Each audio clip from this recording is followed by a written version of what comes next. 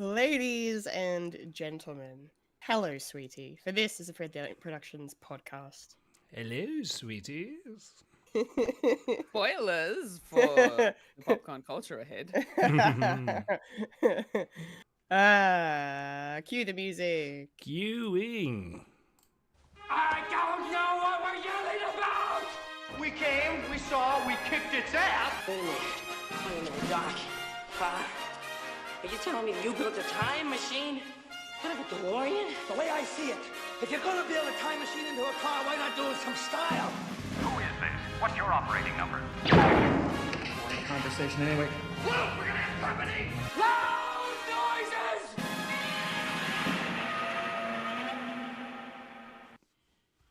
Hello. Hello, Hello.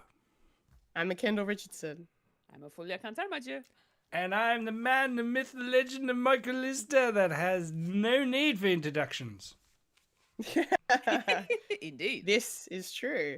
And you are now experiencing a podcast called Fred. Yes, experiencing it through the mediums of brought to you by Disney, but not really. But who are we kidding? That is our overlords. Yes. We hail to the great mouse. Yes, yes, yes. I was named after Mickey. Yes, yes, yes, of course. It's D23 weekend, so this is going to be a Disney-packed episode for you guys, so strap in.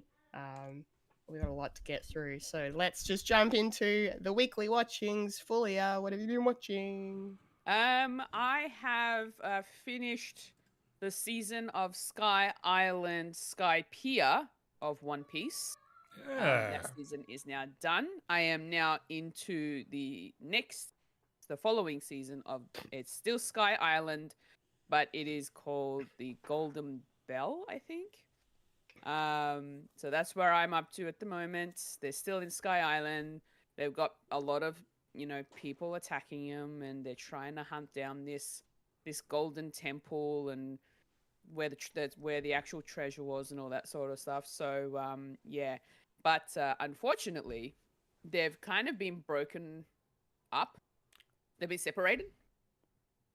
But they were separated on purpose by their enemies. So that's been interesting. I've already seen a few battles being, fought, and yeah. Some of them were pretty brutal, and others just was a lot of screaming, as animes do. Lots of screams in shonen jumps. But yeah, still enjoying my journey with One Piece, and I'm gonna keep at it for as long as I can, probably till I die. But hey, I'll be watching it. I am dedicated to it. I am in. I have committed. I am already almost at the 200 episode mark, so getting through it. But the other thing that I will mention that I have watched is a film, and it's animated, and it's by Illumination, and it has just hit Netflix, and that's Migration.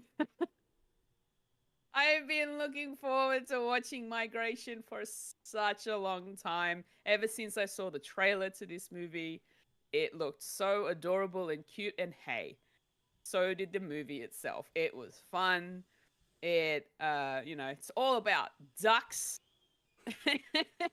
and other birds. And oh my goodness, so good. So good. I loved it so much.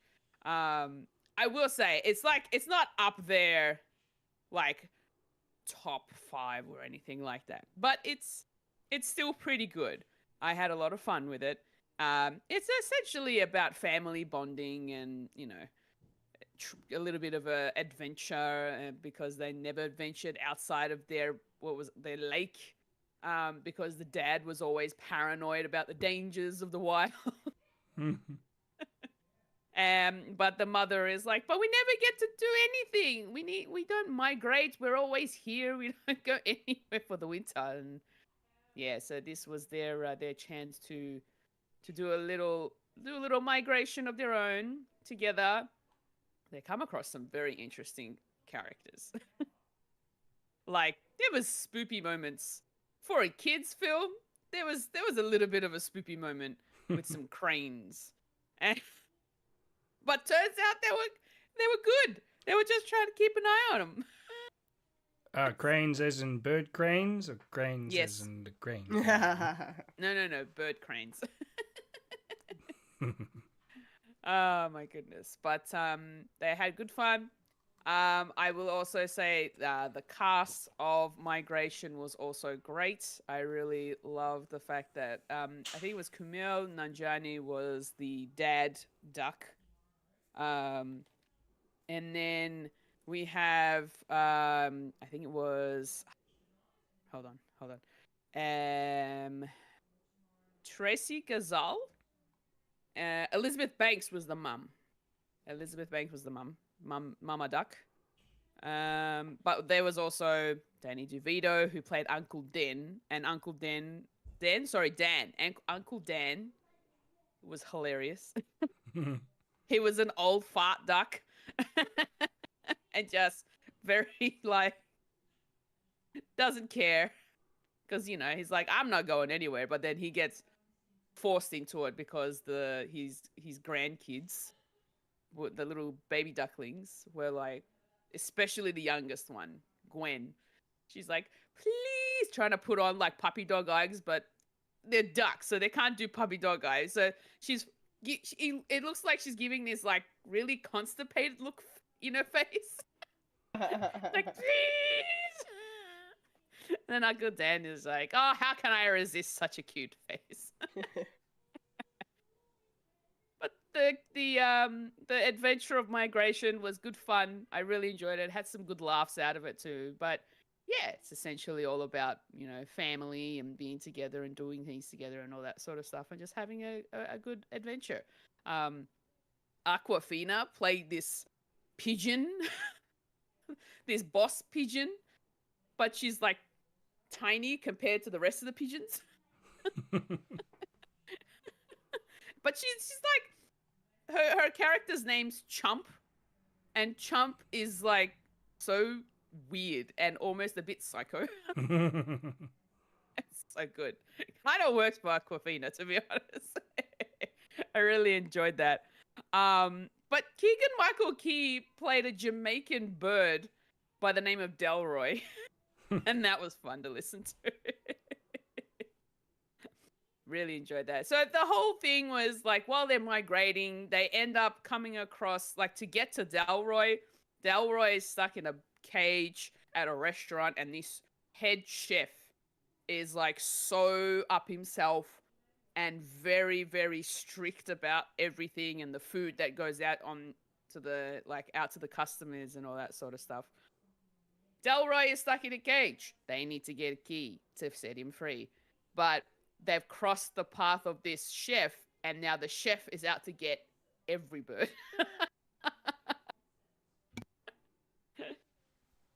It's just so funny. Anyway, I don't want to go on too much longer on it because, yeah, I could literally explain the whole movie. But it was good fun. I would definitely recommend checking it out, even if it was just for a little laugh, essentially. Like, it's good fun for that particularly. But yeah, that's pretty much all I've been watching. Nice. What about you, Lister? What have you been watching? Well, this week was dropped the last season of Umbrella Academy, so I watched it all the way through. So I've watched the entire thing. And no, I didn't watch any One Piece. I've got a lot of catching up to do. But I might be going back to revisit some stuff anyway with that one. But the Umbrella Academy, overall, it ended strangely and not quite fitting to the rest of the show. Because there was only 6 episodes, and each season is usually 10. So there wasn't really much fleshing out of the story. good I feel characters. Like Kendall has something to say about this. We'll save it for my turn. Yeah. Okay. Did I enjoy the entire thing? I did. I think possibly my favorite was it's a tossing up between 2 or 3. More leaning towards 2 because the ending for that was really cool and phenomenal.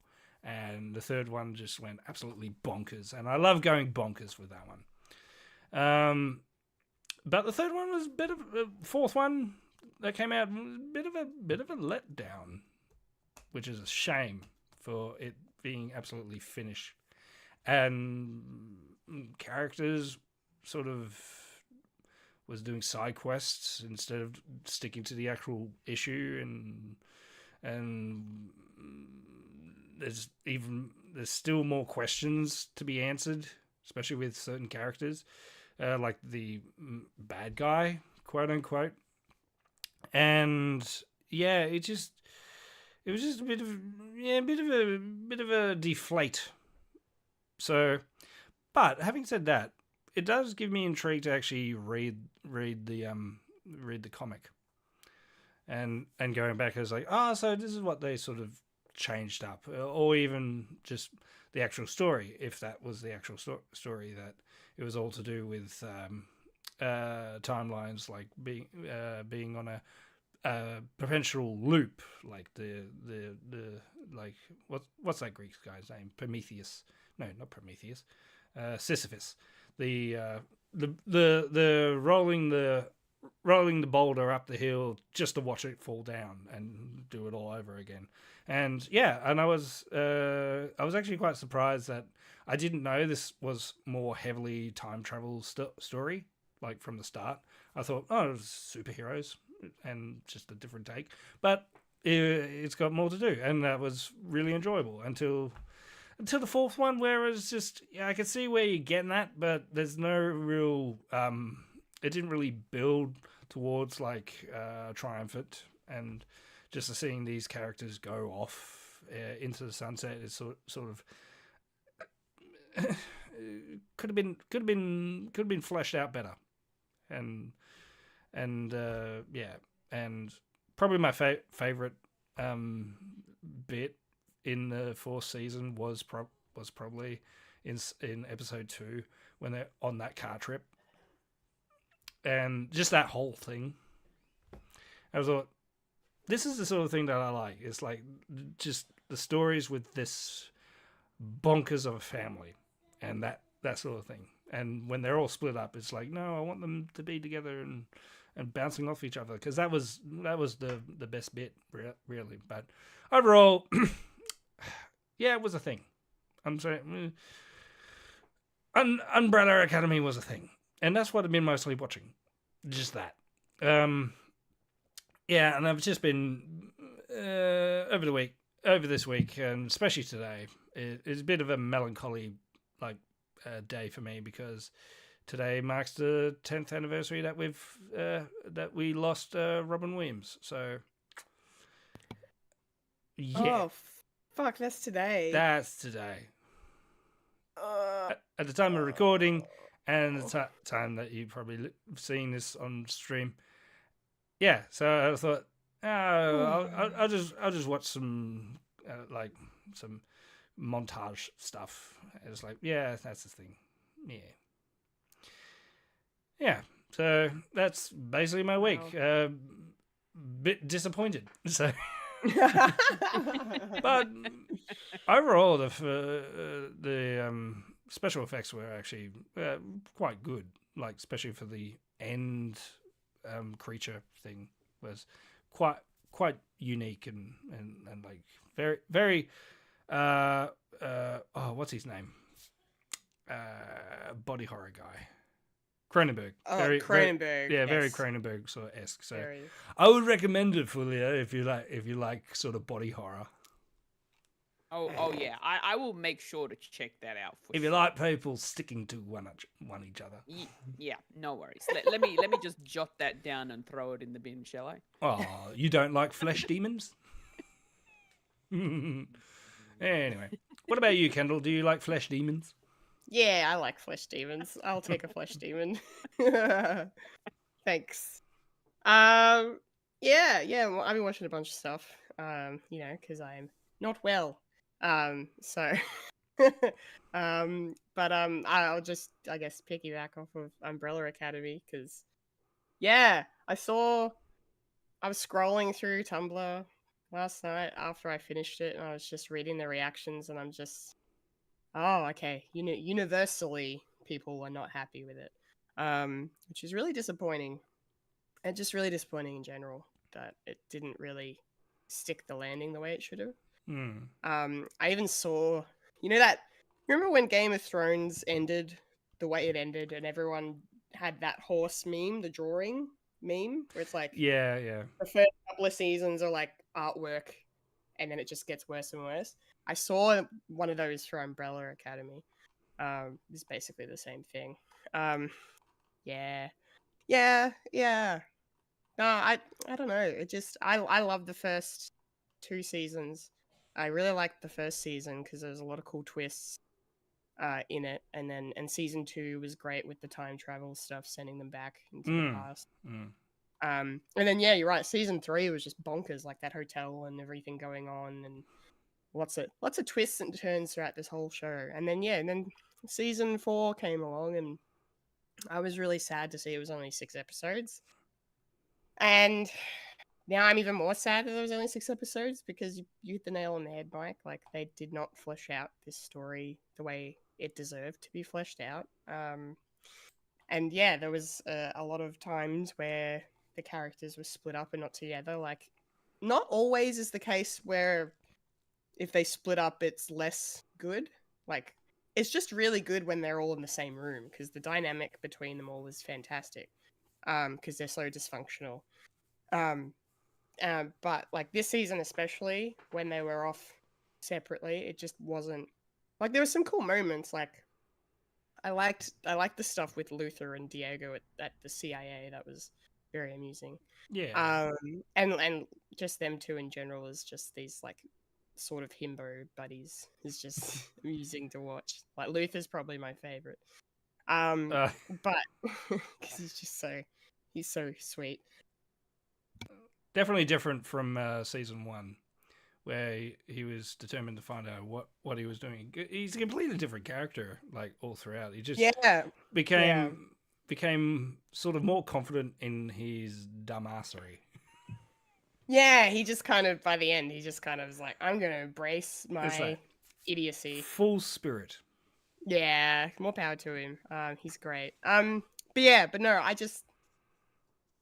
Yeah, it definitely, like, even as I was watching the ending and the final moments and, like, what we're doing with the characters and, like, this is how it's gonna end.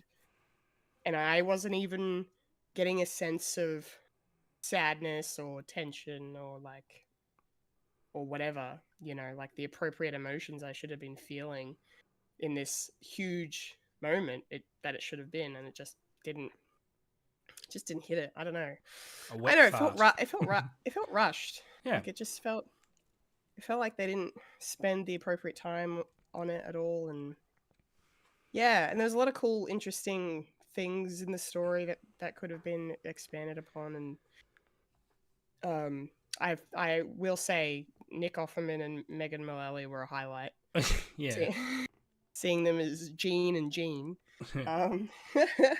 Jean with a J and Jean with a G. Jean with a G, yeah. That was. Yeah, so yeah, disappointed. Yeah, that it didn't stick it because the earliest stuff in this series is just so good. I was very disappointed with 5 because 5 was is a very interesting character all throughout, and then they did a thing. It's like, why are you doing this? Just to make tension within the family? No. I mean, I'm not mad at, like, not to say it was a forced romance, but I guess it's a forced romance. But I'm not entirely mad at that. The fact that the whole thing was just so out of character for both of them. And I mean, yeah, I know they were, you know, away from everyone for so long, and that'll do things to people and whatever. That's fine, but I don't know. But it definitely for the last season, I'm like, this is your last time you're gonna have these actors playing these characters, and you're doing this. Like, it just, yeah, it didn't seem fair to them. And Five is another one of my favorite characters. Like, he's just always been just so entertaining to watch. Having said that, I so- did like his last scene in the subway, where he goes to the coffee shop. Yeah, the thought- the diner. This is why I like time travel. Yeah, I was gonna say I wanted more of that, like all these different Fives in one place. And then he realizes, like, what's the point? It just keeps on going. And then ultimate sacrifice in the next scene is like, can we? Yeah. Can we take a minute? Can we take a minute, like at least an episode, for people to actually realize that they're frog marching to their own demise? Nah, it's just going to be one scene where they're all circling each other. And spoilers, and I need to say though, I feel like they could have or should have tied in, because like the whole premise of this show is that this family somehow always ends up involved with an apocalypse. Yeah, like the end of the world is always a thing because they weren't meant to be around. Yeah, and I feel like the moment where Five has this revelation at the end and realizes that they need to die in order for it to stop repeating itself. I feel like they could have tied that back into the previous seasons in a really interesting way. Yeah, at least have like didn't. more references to the Jennifer situation. Jennifer. Yeah, that whole thing was. Anyway, there was an emotional crux where Allison was sort of saying goodbye to Claire, because I was thinking, well, if they're not supposed to be around, so therefore their lineage is not supposed to be, and like these children that are around are going to disappear as well, and I felt that, but they sort of like ex machina. If you're on the subway, you're fine. Okay. Yeah, they kind of made it like this because it's like a waypoint. They're like, you can have your cake and eat it too. Annoying, a bit of annoying. Yeah, very much. I can see what you're trying to do for the make these characters like true heroes out of diversity and determinedness, but it wasn't really earned, which is annoying. No, which considering how good it was when it, the earlier seasons and stuff, and the fact that it's been 2 years, I think, since the last season. Yeah. It's just weird. I have so many questions. Yeah, it makes me feel that Netflix wanted to finish it. Yeah. And they only gave them like this much to deal with. So it could be that this is what they could get done. Ooh. Which is it's annoying. It's a shame. Some of the reasons why I want to go back and actually read the comic. Yeah. Let me know if you do.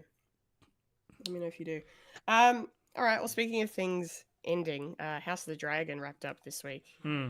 As well, its last episode. Only 8 episodes for the second season, and I liked it. I thought it was good. Not a lot happened, but it's all very much pieces moving into place. Fitting up the chess pieces. Yeah, getting everything ready for the big shit that's gonna go down over the last 2 seasons, because they also just announced it's gonna end with the 4th season now. So that's good to know. It was good. It was good. It's been I would say season 1 was probably better, because I feel like you can kind of see in this season how they're stretching it out, because they only obviously have 1 book to adapt from. But it was good. I've said it before. It was just nice to be back in Westeros for a few weeks. Yeah, it's a great world, and these characters are really complex and messed up, and you know, if people just sat down and talked, nothing would happen. Well, there's the thing. They did twice, and nothing came about it. So can you stop doing that? I know the excuse of, oh, you need to have these two triumphant women like in charge and actually talking to each other because you need that sort of chatting to each other. Otherwise, what's really the point? But maybe that is the point. So stop doing that, because if all they need is a guard just to protect them until they cross enemy lines to talk to the other one and vice versa, don't do that, please, because it sets up That's fine. problems. It sets up problems of no, stop it. It's probably not going to happen again. Good, because it's sort of like the Aragon and Erwin sort of relationship, but they trying to have a relationship from long distance, and they can only like speak to each other through dreams and all that. So yeah, I can see I can see the hindrance, because people would say, well, yeah, as you said, if they only talked, they did, and nothing changed. Well, I mean, like if there had been conversations earlier, yeah, before shit hit the fan. Yeah, but one dressed up as a nun, the other one didn't dress up at all, but somehow crossed the seas without noticing. Little bit of a problem there. But yeah. nice to see Abigail Thorne in this. It's a YouTuber, philosophy tube. Yeah, making big bucks with the acting. Yeah, who was she? She's the lady that went mud wrestling. Oh, I loved her. She was great. Yeah, she's a YouTuber that does a lot of philosophy essays, dare I say, on YouTube. So very good. Yeah. Okay, I'll have to check her out. I Yeah. didn't know that. Very And trans cool. represent. Yeah. Oh, hell yeah. Nice. Double win. Yes. Double win. Okay, I'm going to try and get through my next two things really quickly. And I also binged two mini series, or series, if you will, on Amazon Prime during the week. I watched a show called My Lady Jane, which is an alternate history romantic comedy fantasy show. It's basically about the Lady Jane Grey, who was Queen of England for 9 days. She's like the niece of King Henry VIII, and Edward something number, I can't remember, maybe the 7th or whatever. He named her his heir because he was dying. But then there was all this shit that went down in politics, and then her and her husband ended up getting beheaded. But this is like what if that didn't happen? And also, what if half the population could turn into animals? So it's a bit of fun, very hilarious, actually, and it's narrated, and the narrator is just says the most random, funniest shit in the most posh British accent you can imagine. And there's a lot of swearing, and like it's one of those. It's sort of like a Knight's Tale. Like it's set then, the costumes are all then, but like the dialogue and the music, it's all kind of contemporary. So yeah, it's really, really cool. Yeah, Dominic Cooper, so Howard Stark from early on in the MCU, he's in it, and he plays a character like I've never seen before. He was very funny. Rob Brydon is in it. He's quite funny, British comedian.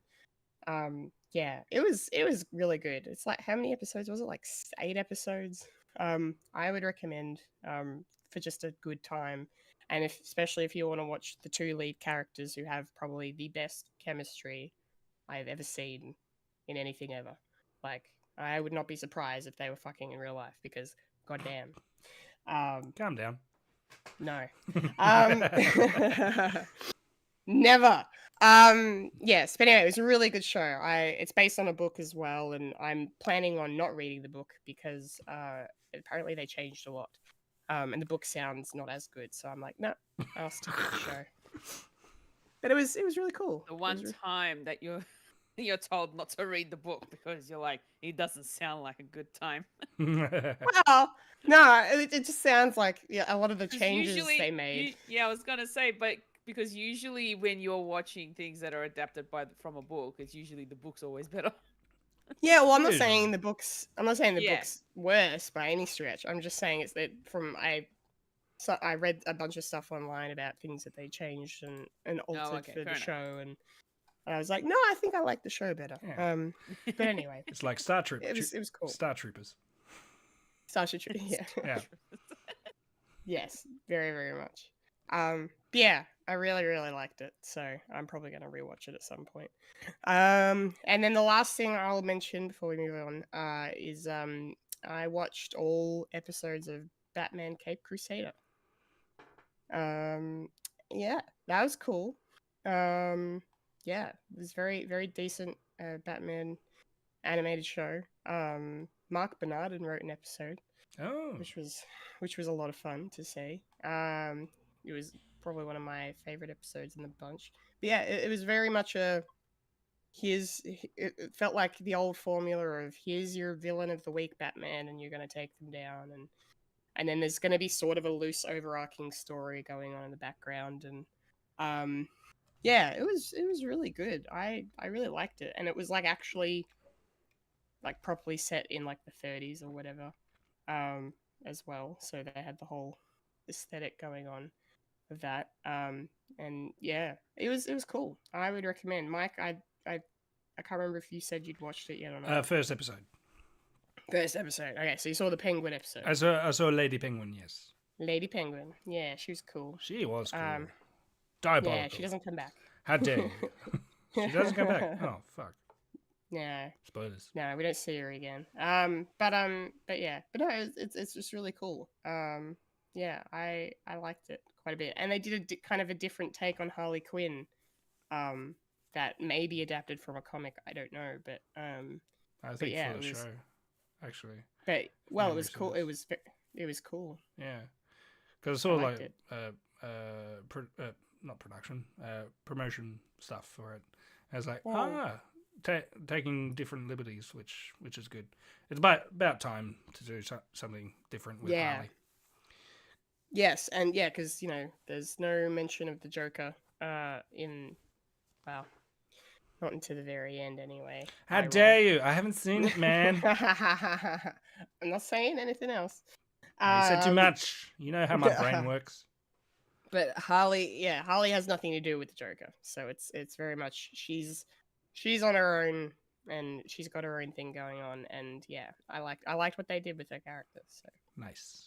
It's very cool. Check it out. Yeah. All right. Speaking of checking things out, why don't we check out the nerdy news? Check it out. We will. Yes, we will.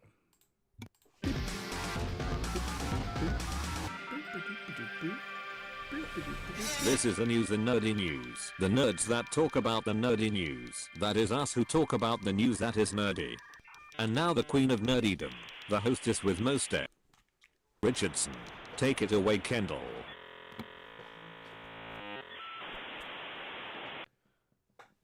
Hello there, it's nerdy news time, and just a full heads up, we're not going to be covering everything that came out at D23, because there was a lot of stuff, and a lot of it wasn't really worth mentioning / discussing, because there's not a lot to unpack really. So if there's something that is here that's not here, we didn't talk about it, Google is your best friend.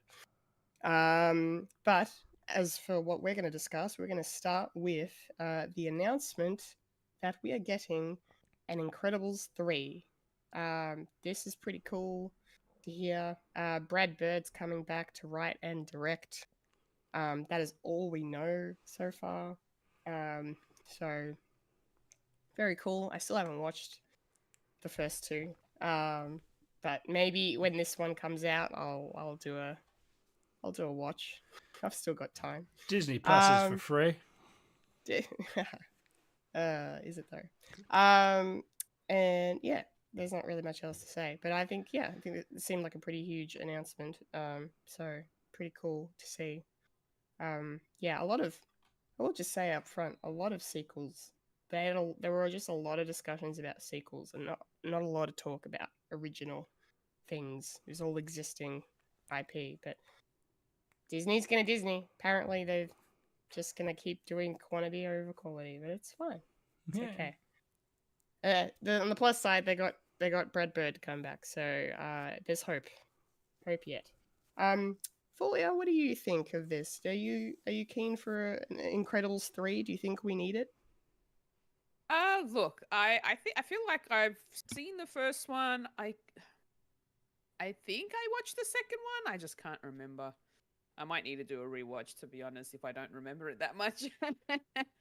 But the Incredibles family is actually, they're good fun. It's a good fun superhero animated film, and it's very family friendly.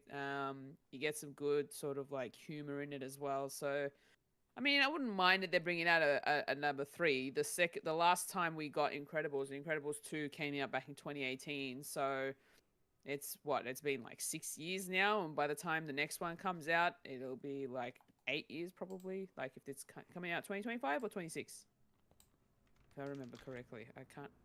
Yeah. But yeah, and considering the fact that it's still currently sort of in development and they're kind of figuring out all the details for it all, I'm not really here or there about having a third one. But it is a good film. In terms of like the characters are good fun. And it's usually just like sort of like it's essentially like a family bonding type of film. So yeah, I mean, why not? As long as Edna Mode's still back in. Oh yeah. Edna Mode must be in the movie if you're bringing the Incredibles back. No doubt. Yeah. But yeah, look, I wouldn't mind getting a number 3, but I wouldn't be too fussed if we didn't. So there's a lot of other great animated films out there. So, and this is one of them. Yeah. It certainly is. Cool. Mm-hmm. Thank you, Fulya. Yeah, I just double checked. They didn't actually announce when it's coming, so we don't know. It's coming. Please. But it's coming. Please watch our stuff. We'll let Disney Pixar cook. Yeah. Yeah, 2030. Mike, what do you think about this? Yeah, I'm sort of all for this.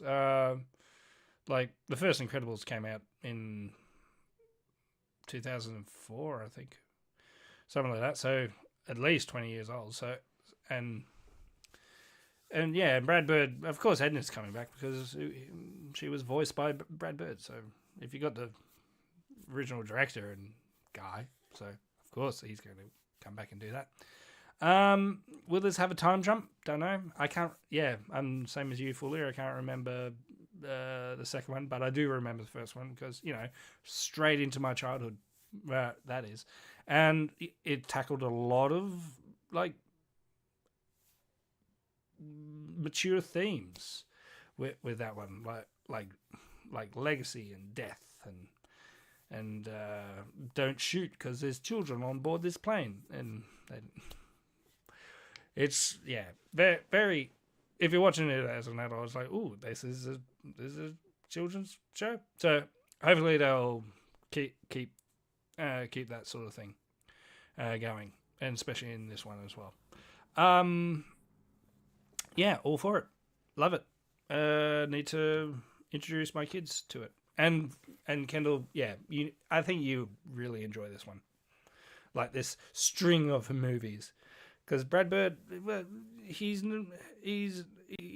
very familiar with like action stuff. It's just in the guise of a animated movie for children.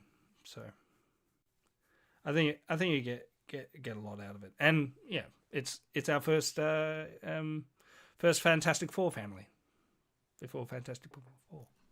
Yeah. Yeah. Better Fantastic Four movie than the actual Fantastic Four movies we've seen so far, is what people say. Yeah. So, fun. Family dynamics as well as superhero stuff. Yeah. And sort of a spoiler, but they had the Genova Accord in this before Genova Accord. The Sokovia Accords. Sokovia, yeah. Oh. Yeah, so how about that? Okay. Well, they were ahead of their time. Oh, yeah. Oh, yeah. All right. Our next bit of news. Better than Marvel. Our next bit of news from D23. This I am just basically going to throw to Fulya on, because we finally got our first look at a live action Stitch. Live action. Yeah, live action Stitch. Fulya is going crazy for those at home who can't, who are not watching the stream. Can't suppress their rage. Why not? You should be watching the streams. You should be watching the stream. Should be. You see how sick I am. Yeah. So Fully yeah, sick. live action, fully sick. Live action Lilo and Stitch is coming. And yeah, they didn't really show any footage from the movie, but they showed us a little clip of Stitch bursting through a wall, bursting through the release date, the logo of the movie. It's coming out next year. Yeah, he looks about as good as I thought he would, which is fine. Like, typical CG rendered little cute alien with fur and a cute voice. So yeah, it's not offensive. I think he looks fine. I think he looks cute. We don't need this movie to exist, but hey, Disney is gonna Disney, isn't that right? Yeah. Fulya, how are you feeling about it? Are you excited? Look, you say who needs this film? I need this film. I need it. Who needs this film though? Who needs it? I am very, very I've been so cautious about this whole live action thing.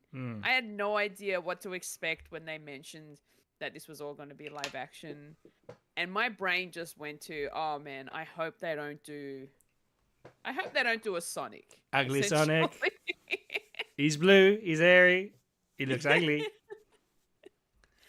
But you know what? The Disney animators, the CG animators, have done a really great job to get Stitch looking as adorable as he does in this live action, sort of like a character preview, I suppose, is essentially what this was all about. Everybody's hyped about the fact that we're going to get Stitch in live action form, and we all needed to see how that would turn out. So I'm glad they gave us a visual concept as to what Stitch will be like in the film. Let's just hope he kind of melds in well with the real world, is the other thing. It's going to be like Scooby-Doo, isn't it? Oh boy, you know what? I love those Scooby-Doo movies. I do too. In a weird way, I like the second one more. In a weird way. But yeah, look, he looks so cute. He looks so adorable and fluffy, and so fluffy. I'm like Agnes from Despicable Me. It's like, was it Agnes? No, the youngest of the orphans that Gru adopts. It's like, he's so fluffy, I'm gonna die. Kind of that quote. That's what goes through my mind when I first saw Stitch live action form. Yeah, he's adorable looking. I am a huge Stitch fan, as you can tell. And yeah, no, I'm okay. I'm feeling a little better about being what Stitch is going to look like. So we'll just have to find out once we get a trailer. That's what I wait for now. Just need a trailer just to see how it all works, if it's going to look good, and just how the rest of the cast are going to go. So that's the other thing too, because we're also going to get a Pleakley and a Jumba and more and other aliens. So I need to know what they're going to look like. So it's going to be interesting. It's going to look like a Mos Eisley cantina. Yeah, no. Look. I am definitely looking forward to this, and I am so glad that Stitch looks adorable. Adorable. Yes. Nice. Very good. Mike, what do you think? Yeah, I showed it to my kids. They like it. They didn't get scared. But yeah, let's just wait until we actually find out if Stitch has got pupils or not. He's an alien. The actual animated movies, it's all black. His eyes are all black. Like a demon. Look, I don't want people coming in putting religious themes onto my cute little alien. All right, no. Demons He's are an for alien. everyone, Fulya, though. Alien, not from this world. Neither is a demon. But you know what I mean. If they have, like, I was going to say, Pikachu in the Detective Pikachu movie. Like, his eyes are all black, but they actually put in, like, a bit of a pupil so you can actually know where he's actually looking. So, and the thing that I saw, was a bit too small, so I couldn't really see it. It's like I want to see the biology of this creature, because he's got 4 arms, and we didn't get to see the 4 arms or the antennas. I want to see that. I want to see this. I want to see the abomination in space. Is these aliens going to be scary? Got to be scary aliens. I don't think they're gonna be like scary looking aliens. They're gonna look like kind of cartoony. But do you remember the promotion stuff for Lilo and Stitch way back when? No, I don't think I ever saw them. They put it was weird because a lot of people thought, oh, this creature is going to invade other Disney cartoon movies. Like there was one for Aladdin, and there's these other ones. Oh, the one you're talking about. Yeah, I have sort of seen it. Will they do that again? That'd be cool if they did. Like they got in production like at the same time like Snow White. Is there going to be like a Snow White sort of thing, and Stitch is there, and all the others that are coming out? I would love to see that. And having said that, Disney does own the Alien franchise. Could we get an Alien Romulus crossover? No. Just for an ad. And the alien is Stitch. Just running around. Yeah. I fucking co-sign that shit. Yeah, let's go. Thank you. Do it. Do it for the kids. Do it for the adults. Yes. No. Yes. Target all audiences. Yes. No. Stitch is so cute and fluffy. Stitch versus the Predator. Do it, Disney. Shut up and take my money. I'm done. Hell yeah. Nice. I love that. Thanks, Mike. Our next item from D23. Hey, there it is. There's a xenomorph.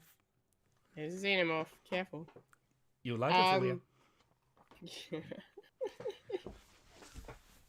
Alright, next item in the news. Chest bursters, love it. Toy Story 5. Toy Story 5. It's happening. Whether we like it or not, it's happening. The kind of cool thing I would say about it is they've tapped Andrew Stanton to write and direct it. He's worked on a bunch of other Pixar stuff, like Wall-E. He wrote that Finding Nemo, Bug's Life. So he's got some cred. He even directed 2 episodes of Stranger Things, an episode of Better Call Saul. So he's got some cred behind him. Bit of which is variety here too. cool. A bit of variety, yes. So we'll see how it goes. Apparently, they didn't really say too much else about it. They just kind of showed some pictures of like a legion of buzzers looking a bit menacing. And they, dropped a little announcement teaser thing that had no voices on it, and it was just weird. That's my opinion. But yeah, the interesting thing is that it's going to be something to do with technology is like the enemy in this. So they're going to kind of be, maybe get taken on AI. Who knows? I don't know. Or All the smart devices. yeah, probably. So, Can't get them kids off this. Can't get those kids off the iPads.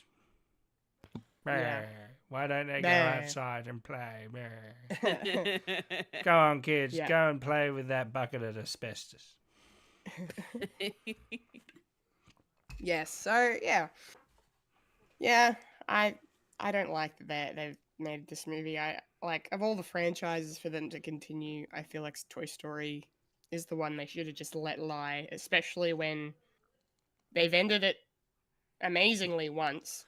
They ended it fine the second time, and then now it's like, oh no, we're just gonna keep going until you're 90, says Deadpool. Until you're fucking 90. Yeah. So, oh well. Fulya, tell me your thoughts, please. What do you reckon? Yeah, look, I'm not overly excited about having a 5th Toy Story film, only because, the first 3 were just done really well, and a trilogy would have been enough. That's all we really would have needed. The 4th one was alright. Like, it wasn't the greatest, but it was, it was still fun. I don't know why they've decided to go modern and have the toys, be threatened by technology in this one. But I suppose I understand that they're trying to cater for the current generation of kids who have grown up with smart devices and technology and not like old school toys generally. But I don't know, like we know this. We know what's going to happen. I don't understand why we don't need this. We really don't. But knowing me, being such a Disney Pixar animated fangirl, I'll probably still go watch it anyway. A Disney adult. A Disney adult. No, I'm not a Disney adult. Thank you very much. I'm not that bad.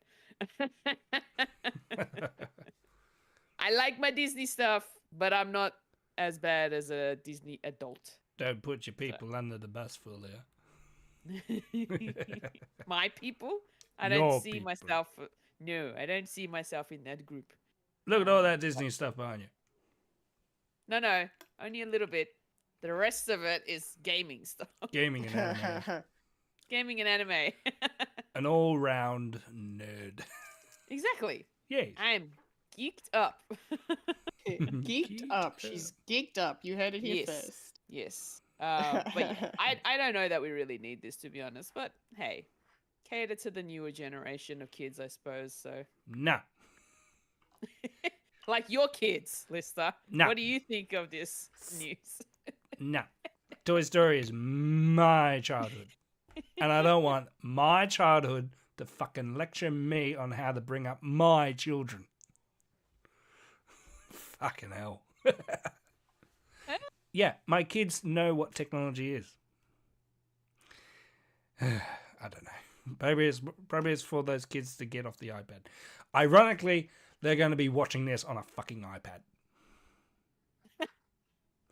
Well, if they're not seeing it on a cinema screen, It'll probably be easier Yeah. the way things are going. But yeah, I'll introduce my kids into like stuff. Like even when I was showing them like the Snow White trailer and the Stitch thing, it's like, hey Dad, can we go watch this? It's like, yep, you're gonna have to wait for a year. And it's like, no. Yeah, I know. Then we can watch it in the cinema. Yes, I taught you well. Go to the cinema. Smell Yes, other cinema. people's BO and popcorn. Yes. Yeah. Everyone said it. We don't need this. It's IP that's you know people are going to go and take their kids to watch this because it's Disney, it's Pixar, and it's recognizable IP.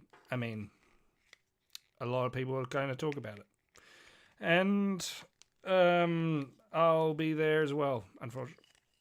So I'm a complete hypocrite, but I don't care because I know who I am.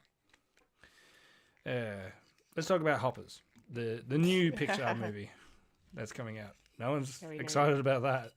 We know nothing about it. Great. Yeah, it's about a girl that puts her brain into a beaver. That's an interesting concept. Yeah, it's like Animorphs, but not. Anyway. All right. Next up on the D23 docket, we're moving out of Disneyland proper and into some Star Wars territory. There was a few Star Wars things that came out during the event, but the number one we're going to discuss here is news around Andor Season 2, which is coming next year. Still a little bit of a wait, sadly, for this, but yeah, really exciting to see that we're going to be officially confirmed to see now the return of Ben Mendelsohn as Orson Krennic, which is that just made my day yesterday. That was fucking great.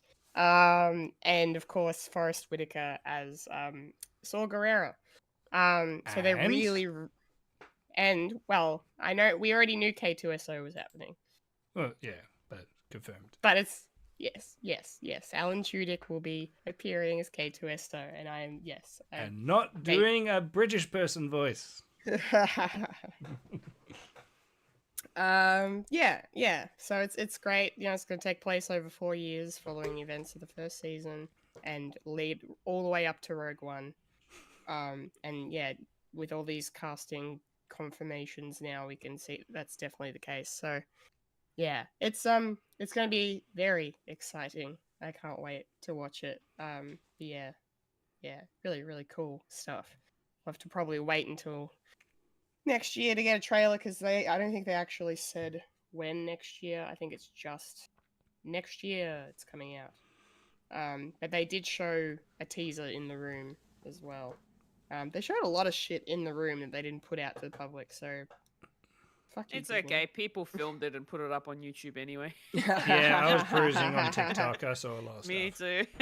Well, yeah, see, I'm such a snob. I can't watch cam shit. I hate that. I hate it. Because I'm like, I want to experience it in fucking high def 4K the first time. No, I want to see it lopsided, grainy, and the audio is tinny as hell. Like with if of the audiences. Like even if Rings of Power leaked ahead of season 2 starting, I would not look it up. I would be like, nope. No, I just look. Won't go on the internet. If that's the sort of stuff if it's leaked and it's stuff like that, like a full episode or like a full-on trailer or whatever, then no, I'd be the same as you. I'd wait for the official like channels to actually publicize them. But when it's like this, like especially at San Diego Comic-Con, where in Hall H, a lot of the stuff that gets announced there, you don't get to see it. It doesn't get publicized. You have to be in the room to be able to see it all and experience it all. So if I can't be there, considering the fact this is all happening in America, we're over here, I want to see what's going on too, all right? Make it an online event. The land of Oz. Like if you're gonna have, I know we're going off bloody topic here right now, but I feel like when these type of events happen, I know it's supposed to be a very, a very exclusive sort of a feeling. Oh my gosh, I'm in the room. I get to be here to experience everything and all that sort of stuff. I am the only, one of the many that's in here to see this with my own eyes. But I feel like these kind of events, they're not just there. People are not just in that particular city to attend that event. And then most likely also invite only events. Put it online. But it is online. Do an E3. Just chuck it up online for everybody to see. What's E3? Do a Summer Games Fest, all right? People can still be in the room, but the rest of us that can't be there, we want to see it too. Please put it online. I've seen Red Hulk. You'll get so many more people interested and excited for a lot of the things that are being announced. I've seen Ironheart. That looks pretty cool. With all the stuff on it. But I had to really look into finding out some of this D23 stuff. I wanted to see like the footage that was with the announcements. I did that for the Zootopia 2 thing because I'm a little keen on watching that, so I wanted to see what they showed the people in the room. Something about reptiles. I was also curious about, I was excited about, Stitch. I'm glad they put that up online. But that's, there was like a lot of different things. Like there was behind the scenes footage that was filmed for Andor. That was there in there too. Diego Luna was showing off some of that stuff. I saw the bits and pieces of Mando and Grogu. Yeah, Mando and Grogu film in the works. They've started production.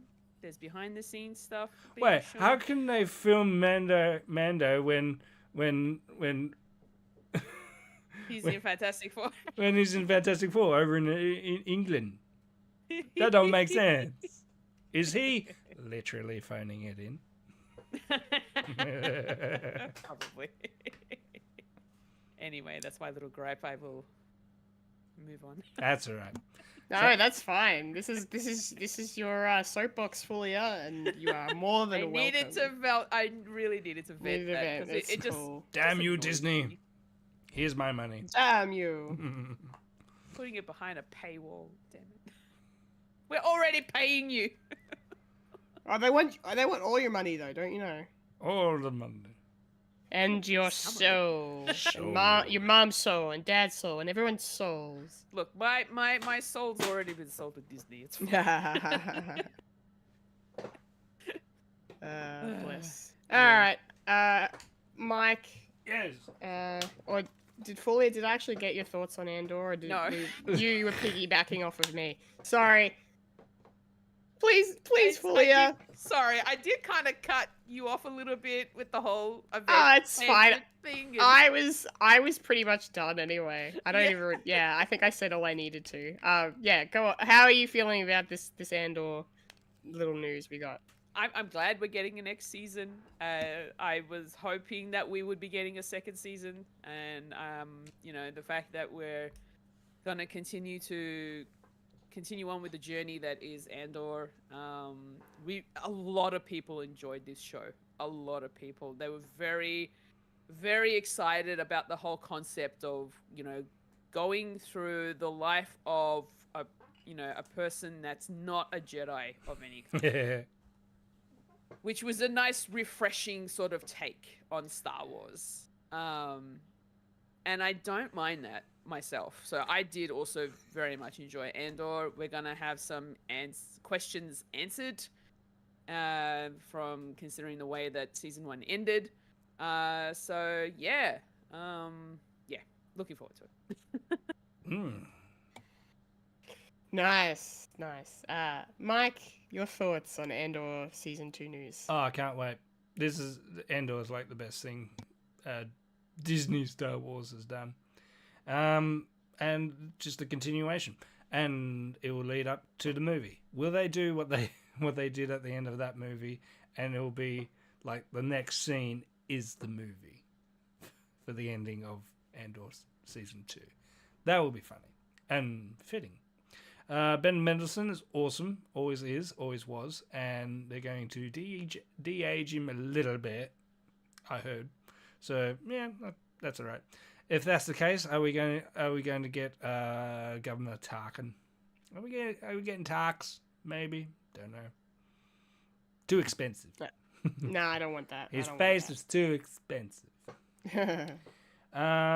Yeah, and we'll find out where all these characters are going to, or what they're up to, and what's their fate. Love it. Yeah, I just love Andor, and also the tangent. Don't need tangent. There's Good stuff. Yeah, there's a guy on YouTube called Star Wars Theory, and this is Andor is like the first little nugget of people realizing he doesn't quite know what he's talking about, because one of his biggest complaints for Andor was, I don't like Star Wars that you can see bricks and screws, because that just takes me out of it. It's like, what are you talking about? And then you realize, you just like the saber battles and characters that you recognize, and that's it. Anything detouring from that, nah, trash. Don't like it. Okay, in the bin with you. Anyway, and you're muted. I swear to Christ, I actually hit the button that time. That's... Fuck you. Thank you, Mike. All right, we got one more. You said that into the mic, and I thought it was to me. No, never. That's why I followed it up with a thank you immediately afterwards. I was like, he's gonna think this is directed at me. PTSD is like, fuck you, Michael. Fuck you, Mike. Sorry. Don't hurt Anyway. me, mummy. We've got one more thing to talk about. Yes. And it's Marvel related. Marvelous. Marvelous. There's a few Marvel things as well. D23. The main one that we actually have some kind of stuff to go on a little bit here is Daredevil Born Again. Woo! Woo! We're going to be getting season 1 of this early next year, I believe, which is exciting. Is it season 1 or season whatever they're up to? Season 5? No, they're calling this season 1, I believe. Okay. Yeah. It's a new volume in the Daredevil series. If you're going back, yeah, even though it is it's a sequel to the Netflix show, which we still need to watch. Yeah, same. I'm just having a look at it on Disney Plus right now, and I think I'm gonna do a watch of Daredevil, the Netflix one that came, on but Netflix. also go that came it came to Netflix first, and then I'm also considering actually going out of my way to watch the film, the Ben Affleck film. Oh yeah. Oh. What about Elektra? Yeah. Well, she's in Daredevil too. Isn't Yeah, she? that's offshoot. Yeah. mostly because of the just spoilers for Deadpool and Wolverine, but I kind of need to watch the film now. I think the embargo of spoilers was like out the window day 3. It's done now. Yeah. It was out the window before the movie even fucking came out. Like in they were America. releasing 4K versions of like certain scenes in Deadpool and Wolverine, like on their socials. It's like, okay, we get it. It's cat's out of the bag. But what I keep saying this to people. I'm like, they literally did that whole like Marvel MCU don't spoil the movie thing And then I literally don't like think anyone cares now. no, well, literally like the next day they were at Comic-Con doing a panel. They showed the movie in the room, and then they brought out fucking Yeah. all the cameo actors were there. They all brought them all out. And it's like, well, what? What's the fucking point anyway? Because the movie went gangbusters, and they thought, whatever. And we'll get the No, fun. they're like everyone's seeing it anyway, so we may as well spoil the whole thing. Yeah. You know what's funny? I had no idea that Channing Tatum was going to be in the film, even though he was there, and I saw the pictures with him and Ryan Reynolds. It didn't click. It did not click for me. So that's why it didn't spoil it. But then when I saw him in the movie, my brain, like the pin dropped. I was like, that's why. He made a name for himself. Yeah. You sure did. But Anyway, Daredevil. I mean, I need to watch the first series before I jump into this one. So yeah. Yes, which I recommend. Because I feel like this is gonna be more of a. It's Born Again, so it's a reboot essentially. Soft. As soft as soft is. Yeah, and it's sort of carrying off from kind of like from Hawkeye, sort of. I mean, there'll be connections like from From Hawkeye and from Echo. Yeah, probably more Echo because of Kingpin. Oh, I still need to watch that too. Echo. It's fine. You don't need to. You probably enjoy it. Like it's okay. But yeah. Anyway, yes. So Daredevil Born Again. Really really exciting. They showed some. I think they showed some footage in the room as well for that. And yeah, a lot of people had their scratching their heads, being like, why is Matt Murdock and Wilson Fisk look like they're working together?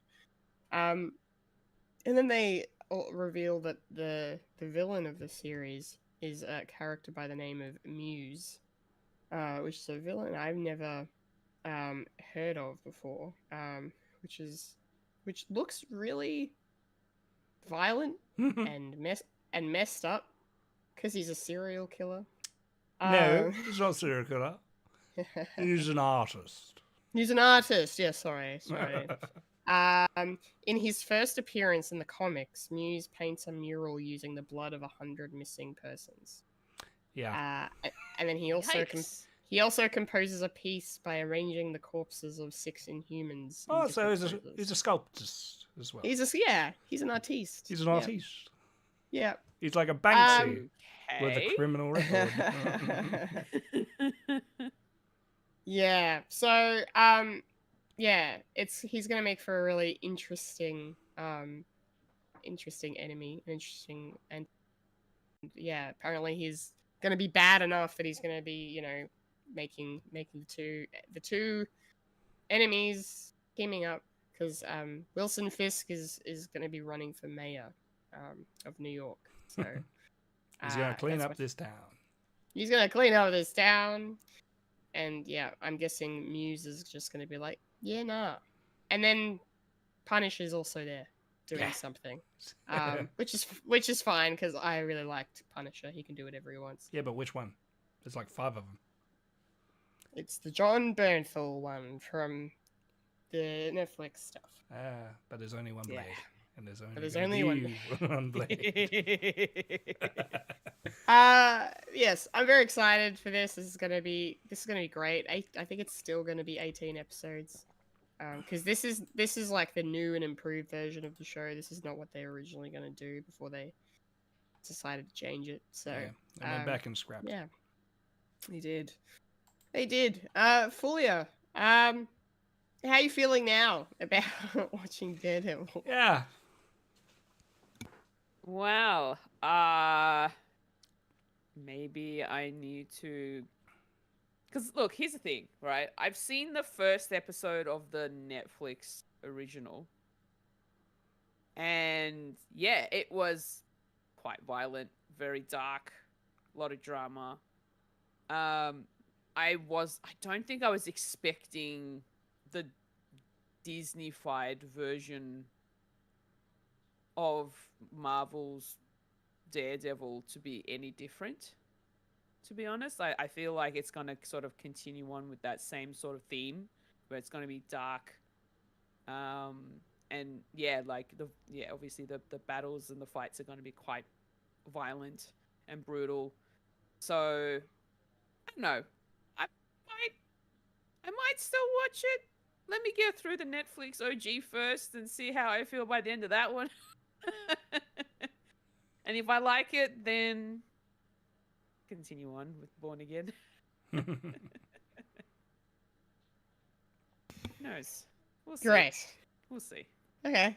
There's hope for But you. also, Yes. yeah, but also the fact that sort of, we've met him. I met him for the first time in Spider-Man, really. So Yeah. He's a very Yeah. good lawyer. He's he a is very, good lawyer. Yeah.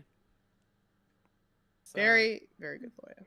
Ah, and when you see the Ben Affleck Daredevil, Foggy. Yeah? Yeah, Foggy. Oh yeah. Foggy? Yeah, Foggy is Matt Murdock's best friend, and in the original movie, you'll let's just say you'll have a reaction to who plays him. Yeah, Oh. and you'll rewatch Far From Home, No Way Home. No Way Home. Fucking, I hate those titles. No Way Home, and be quite amused at the Matt Murdock scene. Yeah. Great. Right. I need to resist the temptation of going onto IMDb to find out. Don't. Please do. Don't. Don't. Oh man. All right. Thank you, Fulya. Mike, what are your thoughts on Daredevil Born Again? Yep, need to watch the original Deadpool's Daredevils, and Deadpool, yeah. then I'll watch this one. Okay, moving on. Mike's just like, we've been talking for an hour and 20 minutes. Yeah, I'm looking at the time. It's like maybe we need to cut out the Doctor Who. We should. Maybe we should. All right, that's nerdy news done. And let's roll on up to the trailer park. Yes. Rolling up to the trailer park where we all park all the trailers. Yeehaw. Yes, trailer park time. We've got a couple of the D23 trailers to discuss, starting with Skeleton Crew. Finally getting a look at this upcoming Star Wars show that's been in the works for quite some time, starring Jude Law. Turns out he looks like he's playing a Jedi, or at least a individual. So that's interesting. Sith? Playing Sith? Playing Sith? Maybe Sith? Yeah, that's fine. This trailer was cool. At first, I don't know, I didn't know how I felt about seeing, like, Suburbia? Suburbia, yeah. I was like, what are they doing? What? This ain't Star Wars. This ain't Star Wars. It's supposed to be escapism. This looks too much like my real life. This Like, is what's like happening? Goonies in space. Well, that's literally what I was going to say next. Because Yeah. as the trailer went on, I was like, it's Goonies in space. Which I'm kind of here for. Not gonna lie. I love the Goonies. It's one of my favorite movies ever. And yeah, it definitely was getting that vibe. So that's kind of cool. And this is a very different type of Star Wars show that we've gotten so far. Don't know when it's set at all. I'm sure we'll find out at some point.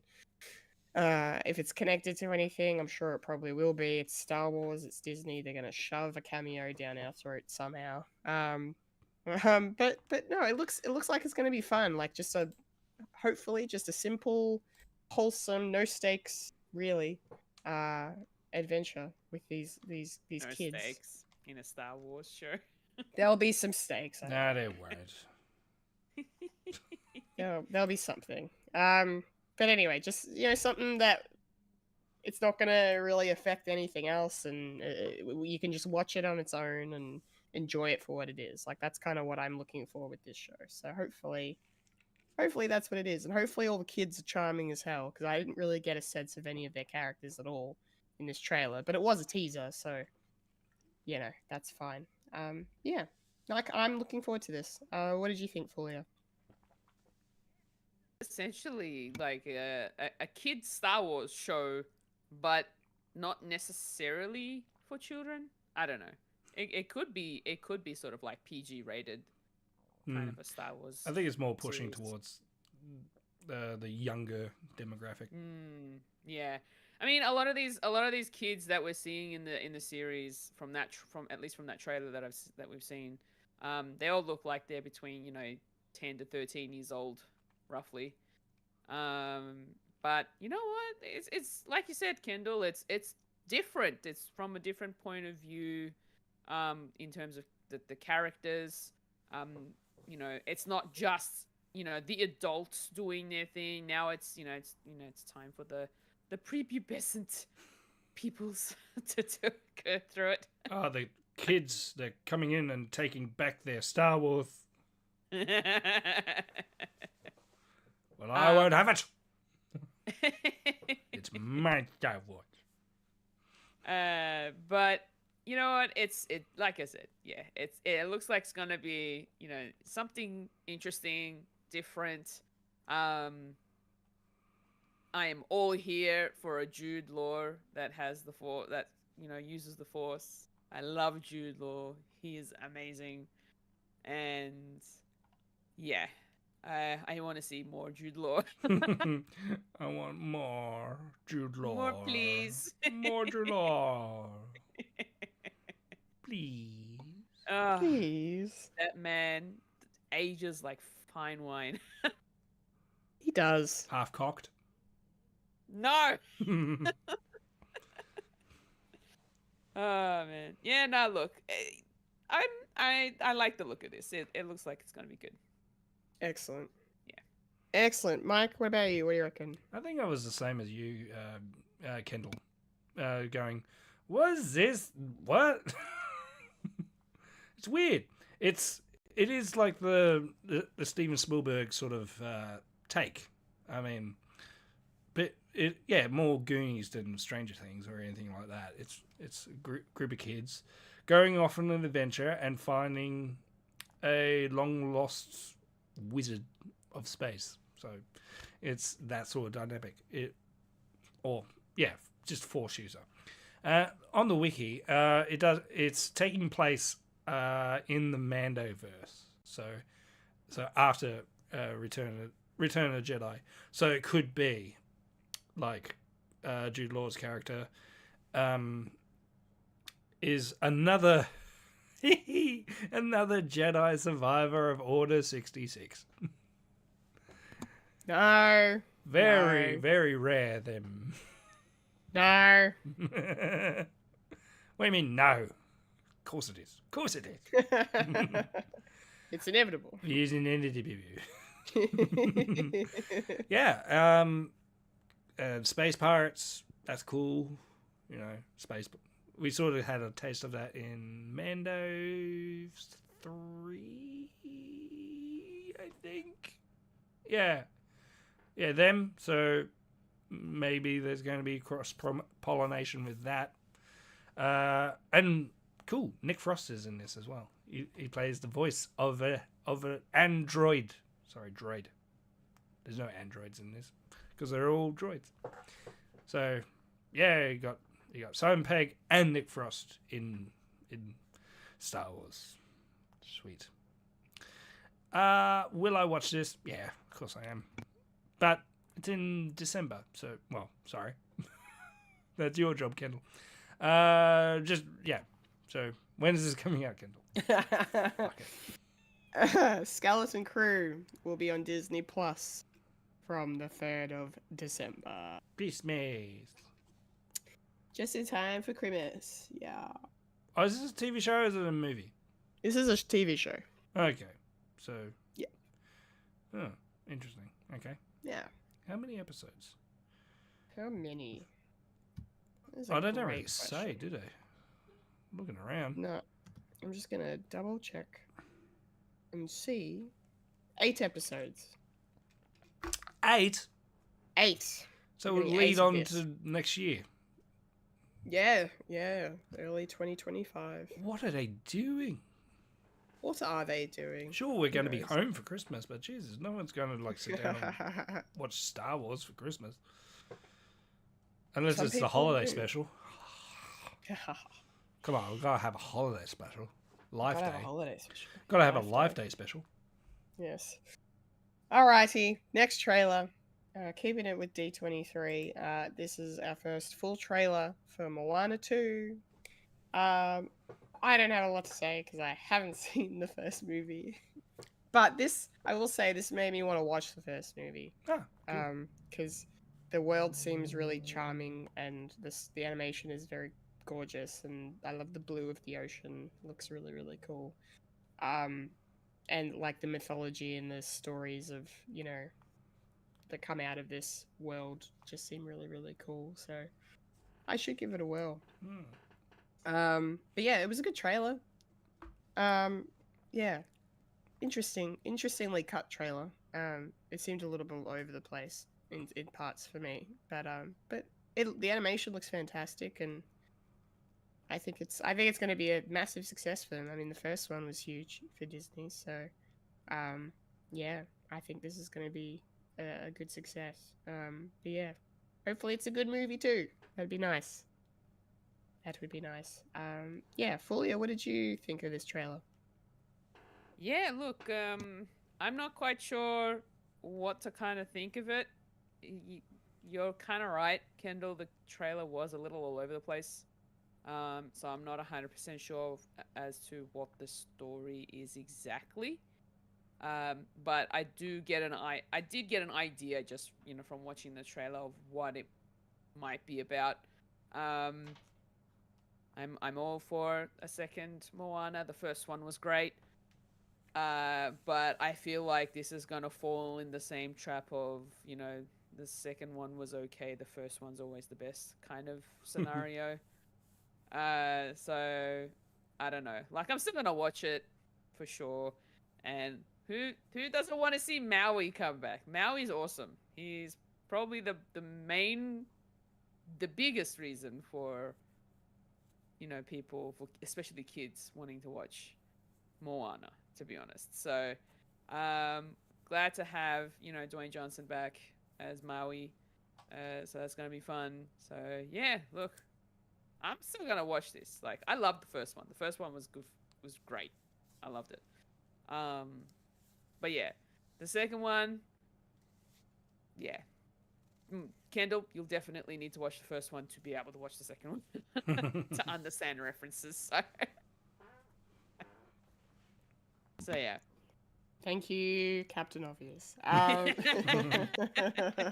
Just want to make sure. Of course. No, I appreciate that. Mike, what did you think of this trailer? Yeah, it was very sweet. I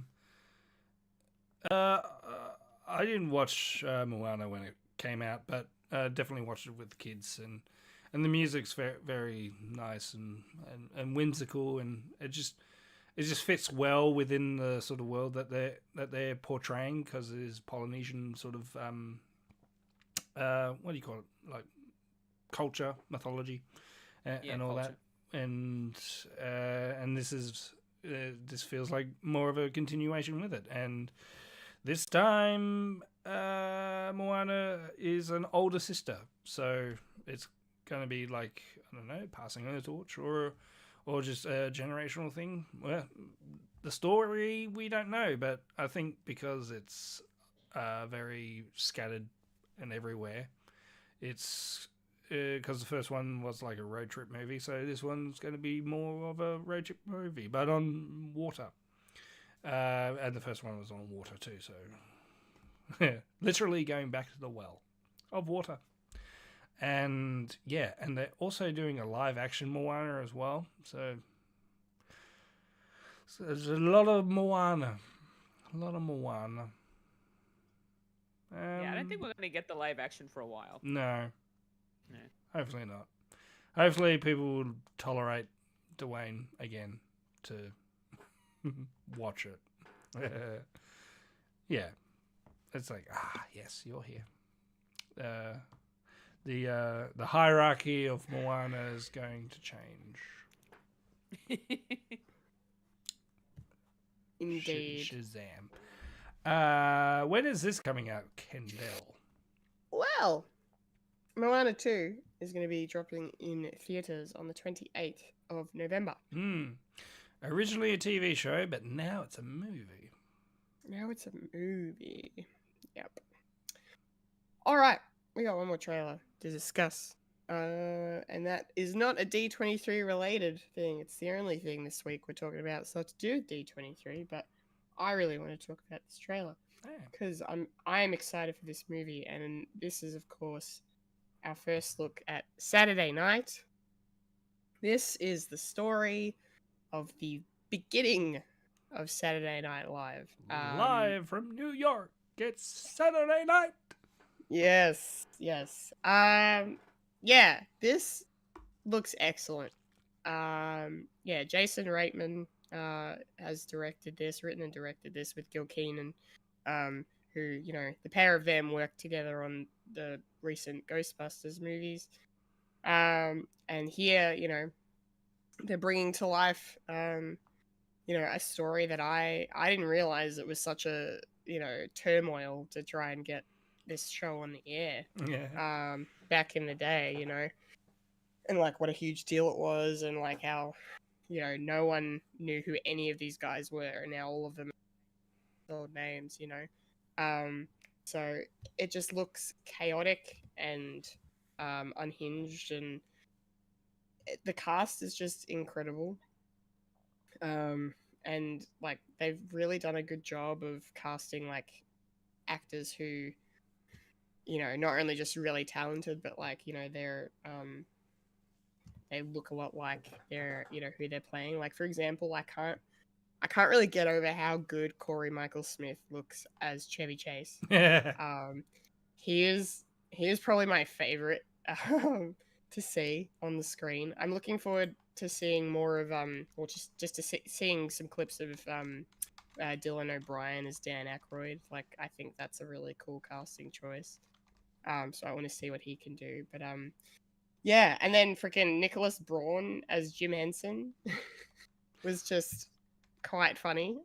Just this brief moment of Jim just being in there. I'm like, thank God I watched the Jim Henson doco, because I didn't know he had anything to do with SNL. And if I'd seen him in this, I would have been like, what the hell's going on here? Yeah, I think Nicholas. Yeah, he's playing two characters. Yeah, he's playing Andy Kaufman as well. Yeah. Which is crazy. Yeah. Because Andy Kaufman was in the first episode. Yeah, that's right. Yeah. No Bill Murray, I don't think, though. No, Bill didn't come until second season, so... Yeah. No Bill. He replaced Chevy. Oh, right, okay. There you go. But yeah. Gabriel LaBelle's playing Lorne Michaels, and I was racking my brain trying to think where I knew him from. He's the kid from The Fabelmans. Yeah. Who played the Steven Spielberg character, if you will. But yeah, he looks good. I love seeing Cooper Hoffman again. Like, you know, he was great in Licorice Pizza, and he hasn't really done anything too big since then, and it's only been a couple of years. But yeah, he looks great. He's just reminding me so much of his dad. It's just really cool to see the legacy continuing. Yeah, I can't wait to watch this. J.K. Simmons is in this as well. Willem Dafoe as Milton Berle. I know. Milton Berle. Yeah, what a time.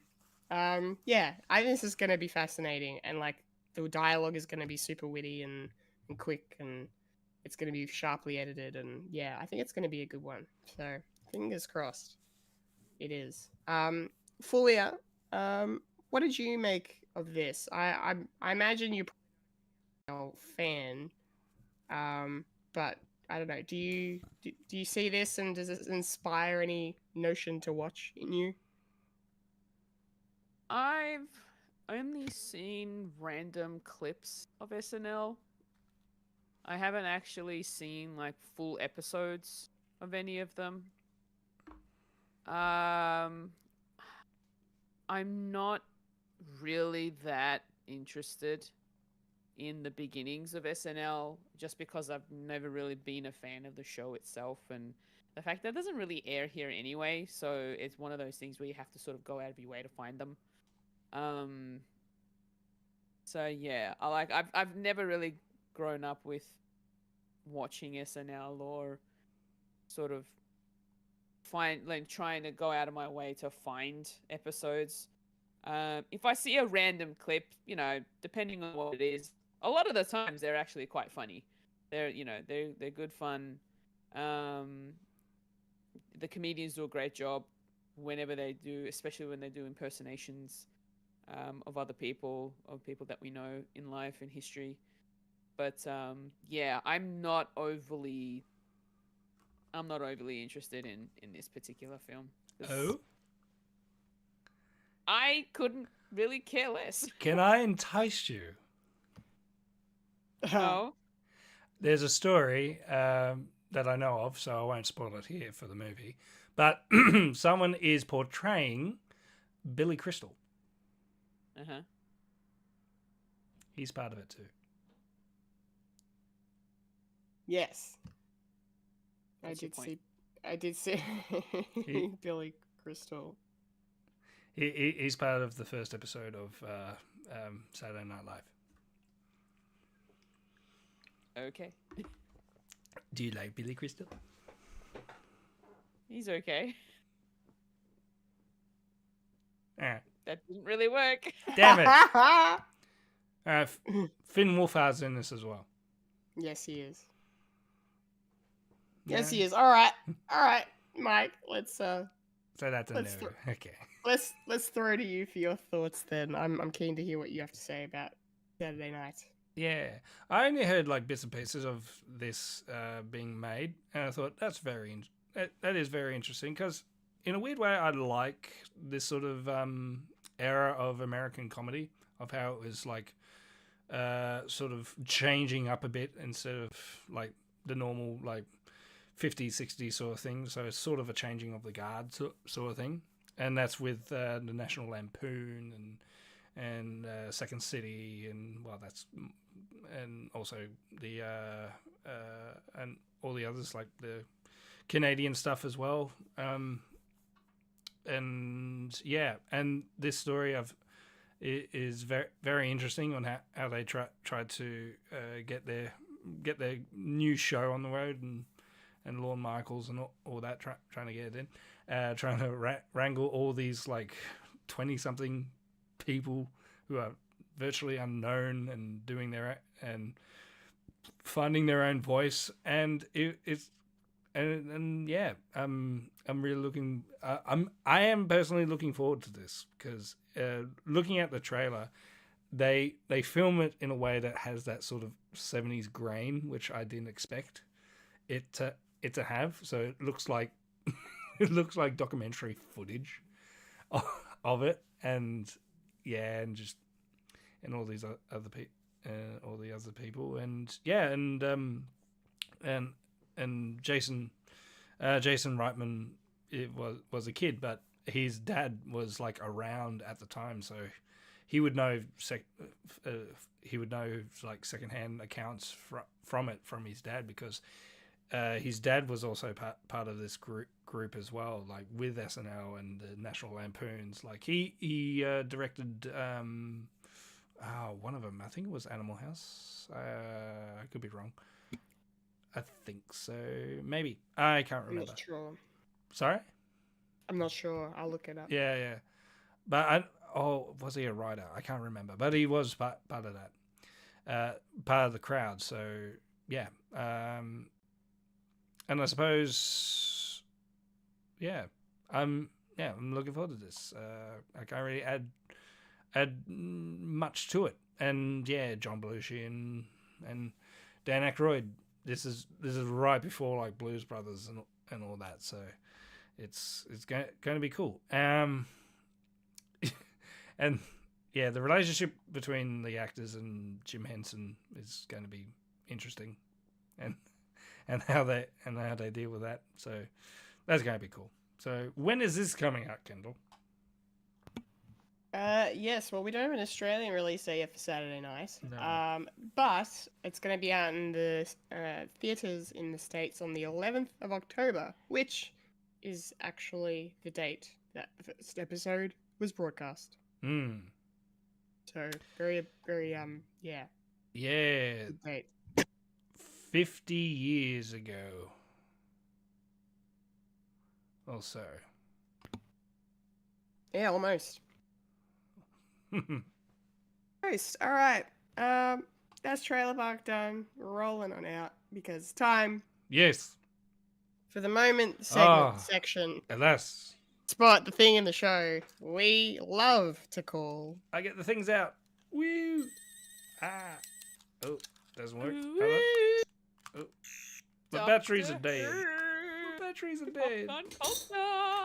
Yeah. Doctor Who. Hey, you're talking who? Talking who? Talking who? We're talking who? Yes, that's right, ladies and gentlemen. It's Polka Culture time, and we are going to be discussing some Doctor Who today. Hopefully before my voice gives out completely. So if you've been paying attention, you will know that we're up to the last 2 episodes Of season 5. Series 5, episodes 12 and 13. The Pandorica opens and the Big Bang. Yes. So, yeah. I enjoyed this ending to to the season. I kind of, it's been that whole mystery box the whole time. Yeah, Like literally. Literally. Yeah.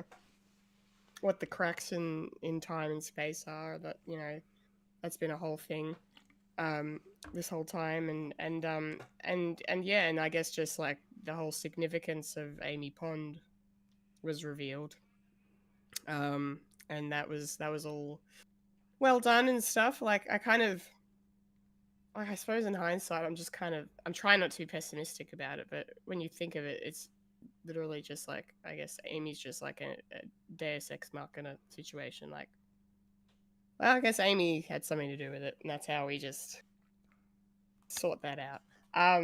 It's fine. It's fine. It's kind of true, but it's fine. Yeah. These 2 episodes were really cool. Like, finding out what the Pandorica was, and literal, as you just said, my mystery box, and everything kind of came to a head, and River Song comes back, and she's just excellent as always. And yeah, it was a good ending to the season, and looking back on the season overall, I'm like, I think I quite enjoyed it. Fulya, you haven't watched these episodes for quite some time. How did it go for you revisiting?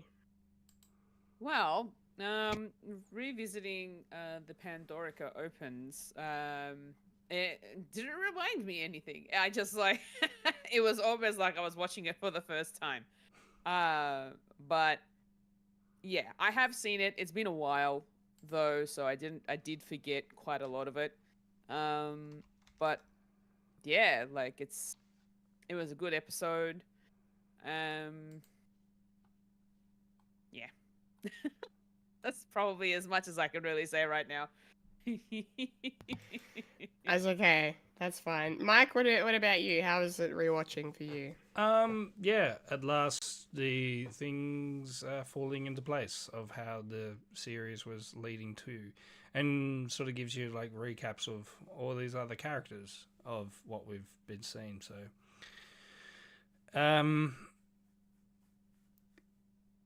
yeah, but by the end of it, I've watched this a couple of times, so the surprise is not a surprise for me. So haha, me.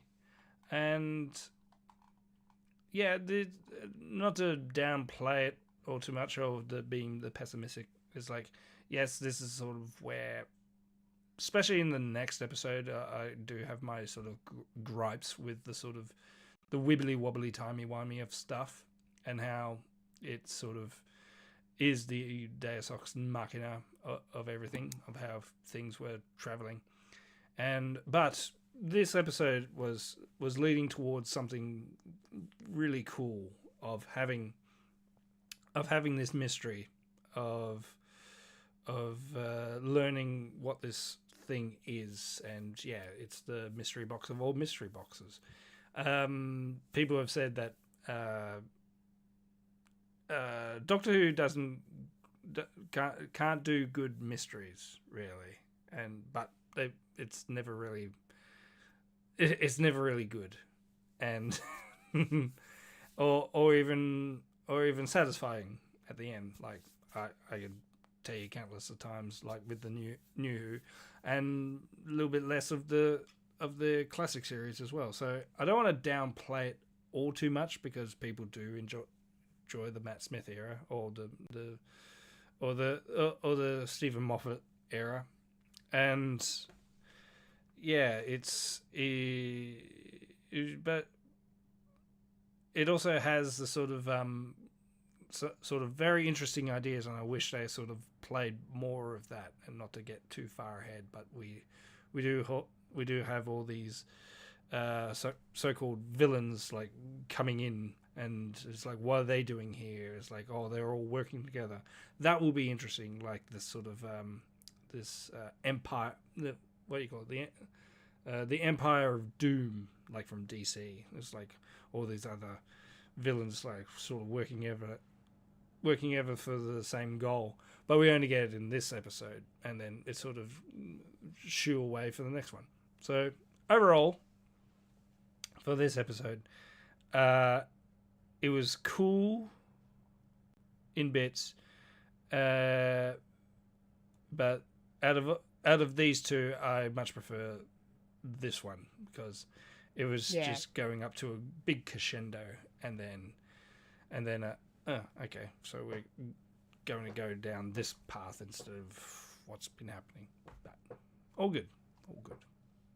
Yeah, definitely felt like a little bit of a rug pull with the way the finale sort of starts as compared to where this episode leaves off, I guess. But I really liked this. I'm not really sure where to start, but I kind of liked, I guess, River's song in this episode was cool, just because she's always cool, but like I liked how the episode sort of started with her getting brought into the story and all of that, and her being imprisoned and getting out and all of that stuff, and winding up impersonating Cleopatra. It was very funny. Yeah. I don't really know where to go. I kind of don't want to do a huge beat by beat for these, just because I'm dying. That's right. Yeah. But did you like the sort of breadcrumbs that was happening, like with the well, we can start with the painting, because the picture of Van Gogh's style painting of the TARS explosion is a very popular poster. I mean, my sister has that in her house, because it's really cool. Like this series was the series for great posters, with the To Victory with the Dalek, and even though you can't really see it here, but I've got the Dalek plans, the blueprints from that particular episode. So because I like stuff like that. It's sort of seeing the mechanics of something fictional, and that the 11th Doctor's song just keeps on going on rotation, like, and that one. So no, I kind of liked how this episode, like at the beginning, it's showing us all these moments from episodes past and stuff. And then by the time the episode's done, we're getting a lot of different appearances from villains that the Doctor has faced over his many years. I kind of liked the the scene with the Cybermen trying to assimilate Amy. I thought that was Snap, snap. yeah, I thought that was pretty amusing. New host. Actually, Yum, yum, yum. yeah, that was pretty cool. Yeah, and then you know, I think my favorite part about that episode, though, I just have to say, is just the way it all comes together, and when River realizes what's actually going on, and you know, that it's all come from Amy's mind, essentially, because I was like, I'm sure everyone else was like, what the hell, Rory's here? How is Rory here? What is going on? Oh man. What? A what? Centurion? But he's supposed to be dead! Yeah. I love I that. just I just love how he's like, I died and then I woke up and now I'm here. Cool. I didn't see the twist coming of him being, not really Rory. But that was cool. Yeah. Fulia, what did you think about like the story and the way it unfolded, sort of like the reveal of like of what was going on with Amy's mind and what, they were doing with it? Like it was interesting to sort of watch, and considering the fact that I had to just dive into this episode with no other context for the rest of the season.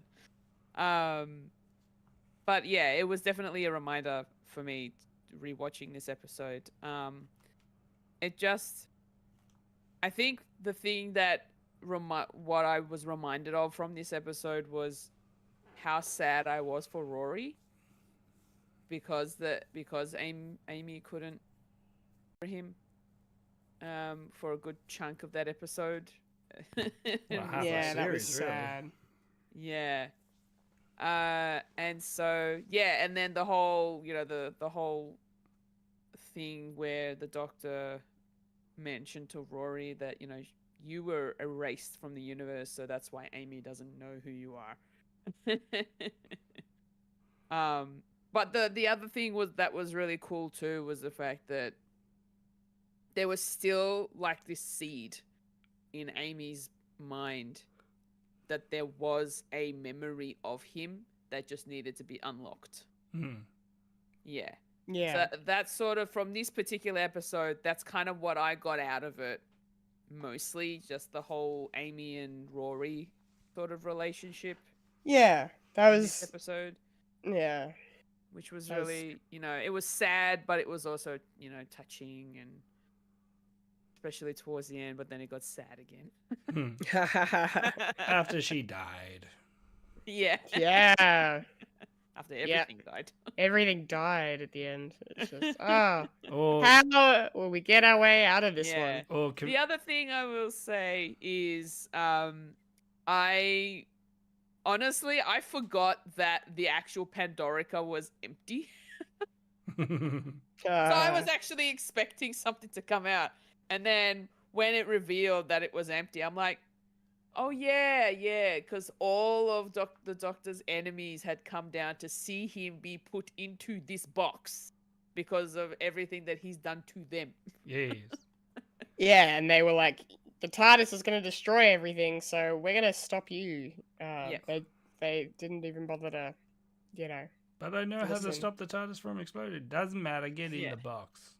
And it was also really cool to see all of these different, monsters and other enemies come into one room, essentially, or one cave, I should say. Yeah. And also name dropping as well, that ones that we haven't seen. Yeah. Like the Zygons were actually mentioned in this. Like first time since Classic Who. That's cool. Yeah. Yeah. And a couple of them. I will say I really like the twist of the whole time you think there's going to be something in the Pandorica, what's it keeping inside, but it's actually what is it waiting for to something to go in. And I like that twist of they're going to put the Doctor in there. Okay. Yeah. Good times. Because they all made him lead. Follow the breadcrumbs that were seeded. Yeah. From his companion, which is strange. Yeah, strange. Because out of all the companions that they could have found, they found this person. Why is she so special? Well, that's for later seasons. Which I will not talk about here. No, that's spoilers, sweetie. Yes. Funny that you mention her. Yeah. What, Mike, do you remember like what you thought when you watched this back in the day for the first time? Like the way it kind of played out? I just was really, really flabbergasted that all these different journeys, these villains throughout the years, and all these monsters coming in, including new ones and old ones, and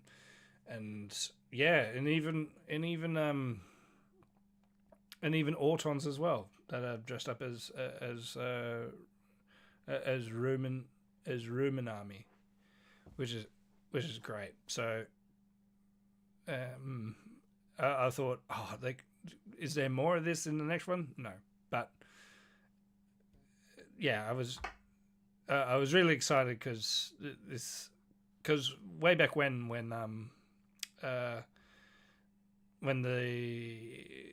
first time we got to see Daleks and Cybermen like talking to each other was like the first time that we've ever seen like these two iconic Doctor Who guys like going at it and just being sassy at each other. It's like this is cool, and then we get the same here, and also Sontarans as well, and bringing back Drax. No, not Drax. Christopher Ryan version. It's like, we haven't seen this. Everyone's here. Yeah, I was really excited for that, and it all leads towards the closing of the box. So, yeah. Yeah. Yeah. Yes. Yes. I about the Amy and Rory thing. It was like before, we knew that Rory wasn't really Rory, but like those moments, like you mentioned, Fulya, of him being so sad that she doesn't remember who he is, was just really emotional. But like their final scene when they're outside and she's crying and she doesn't know why. I kind of really like that as like a device of like he's in there still, like he's even though subconscious, even though he's never existed, because it's Amy Pond, they can work around that and just be like, no, he's still in there. I thought that was really and the way that she like remembers just before he has to shoot her was just like, oh no. Can't these guys take a break? Yeah. Catch a break, I mean. Catch a break. They take a break a couple of times. Yeah. But no, overall, yes.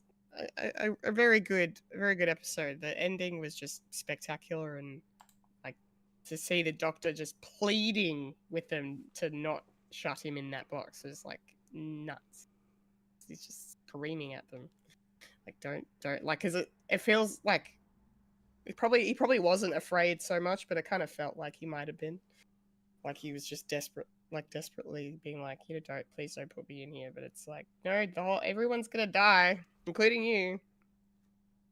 So yeah, that was good. Anyone have any other thoughts about Pandorica Opens before we move into the last episode? Nah, I think it was all a great crescendo, and then just leads nicely into the next one. Yeah, it does. It like, does go. How are we going to get out of this time? Next time. Yeah. And and we see immediately things are a little bit different. I was wondering what they were doing and where they were going with the whole, we're going back to young Amy, young Amelia Pond. But I kind of liked all the the notes that the doctor was leaving her to get her to go to the museum and open the Pandorica, and then out pops Amy herself. I that was a big what moment. A very cool cold open. I really liked that. Yeah, it was a lot of fun.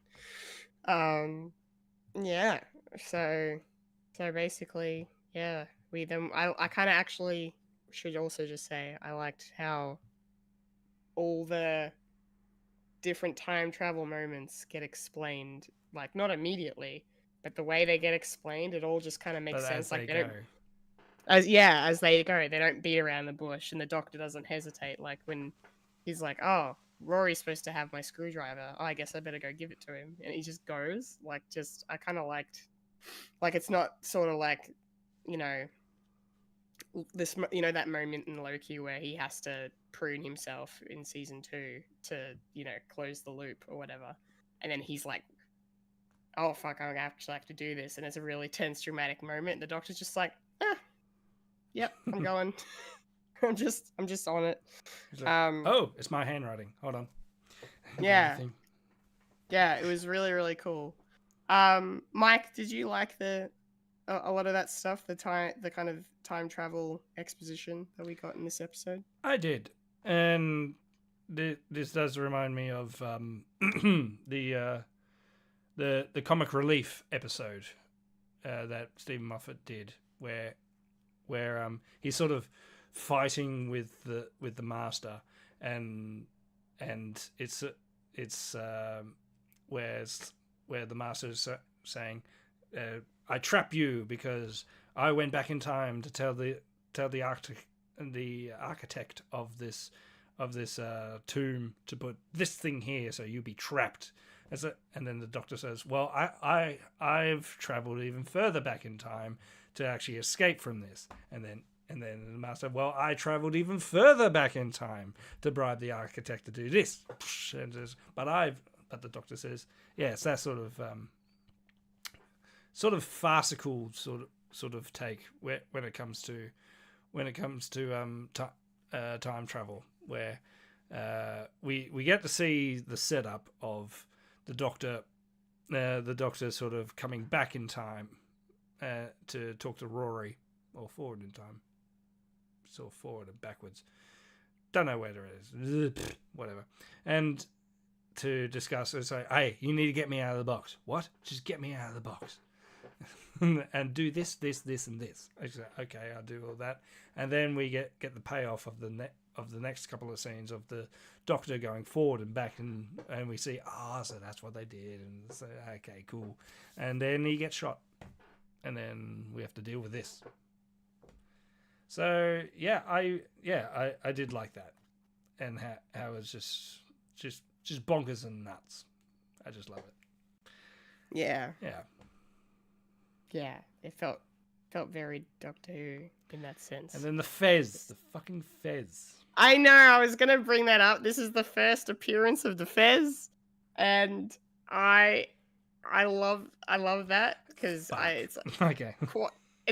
I don't love the Fez. You love the Fez. You love the bow ties because bow ties are cool. Bow ties are cool, says the 11th Doctor. And Fezes are cool, says the 11th Doctor. Yeah, no, I'm very much aware of the Fez, going into this, and yeah, to see it finally on was quite funny, and how there's literally this one moment where he looks at it and he's trying to figure out where to put it, and he's like, "I'll just put it on my head." But I fucking loved probably my favorite moment of the whole episode was when they're on the rooftop and then he saves River from the explosion within the TARDIS. And then the first thing, the looping of the TARDIS explosion. The looping, yes, and yes, how that's the sun, basically. Oh, that was such a cool twist. Yeah, because that was something that I was going to nitpick about this. I was going to be like, hang on, that everything ended. So why is Earth still okay and still existing? And why is there still a sun here if there are no stars? And then when they were like, oh no, actually it's the TARDIS exploding that's keeping the Earth warm, and I'm like, oh, okay, that's pretty cool. I like that quite a bit. But yeah, no, I just really enjoyed River. Immediately he saves her, and immediately she's like, what in God's name is that thing on your head? Like, yeah, I thought it was funny. He's like, it's a fez. Fezes are cool. I'm gonna wear it. And then immediately she blows it up. Paul. Yeah. Fulya, do you remember your time watching the 11th Doctor with the Fez? Are you a Fez fan? What do you reckon? I'm not sure how I feel about the Fez, to be honest. On one hand, it looks very cool on Matt Smith. I do like it on him. But yeah. Fezes were an Ottoman Empire thing. Yeah. Back in the day. And that's kind of where my family's ancestry is from. So, how do you feel about this cultural appropriation within Doctor Who? You know what? I don't mind. To be honest, it doesn't bother me at all. But I don't know how I would rate wearing a fez as an accessory, to be honest. Just like a regular hat. It doesn't really look that great. It's not much of a hat at all, to be honest. It's to cover your bald spot.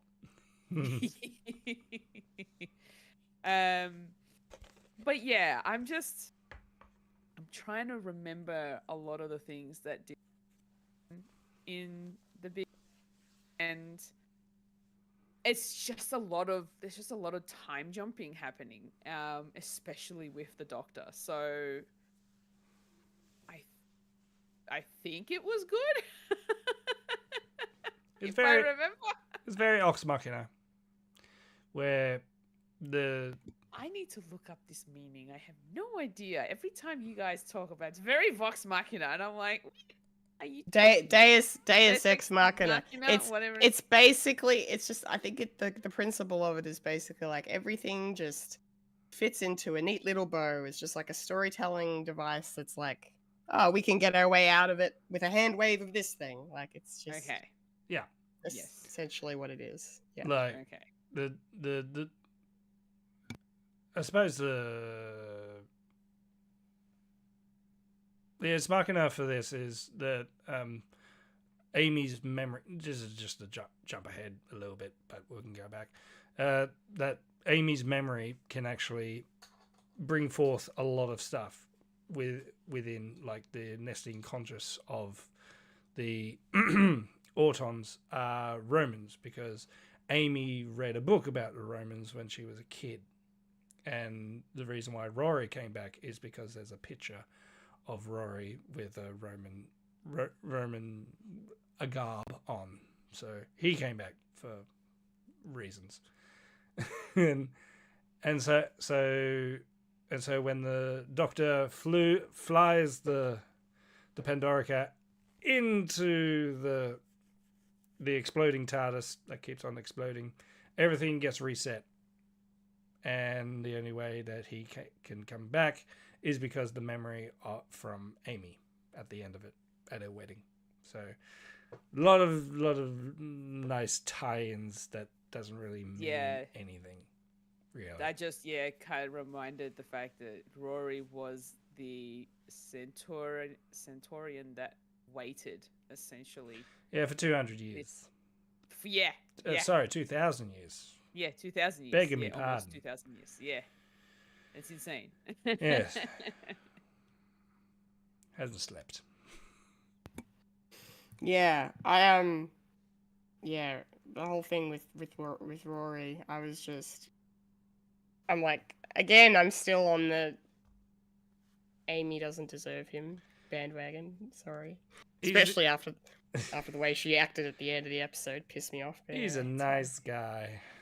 He's a great guy, and that's the funny thing is like this isn't even the real Rory, but like for all intents and purposes, I guess he is. And I just kind of really loved the fact that he was like, the doctor, you're gonna let me stay here and guard her, because I'm gonna make sure nothing ever happens to her. And then when we get that cut forward at the museum, and we get the museum narration of, there was always this centurion Roman by the box guarding it, and blah blah blah, and it kind of became a legend. And yeah, I thought that was just like so romantic and really lovely and nice. And I was thinking the whole time I'm watching, I'm like, oh, Rory's the boy who waited. And then the doctor said it at the end of the episode. I was like, yes.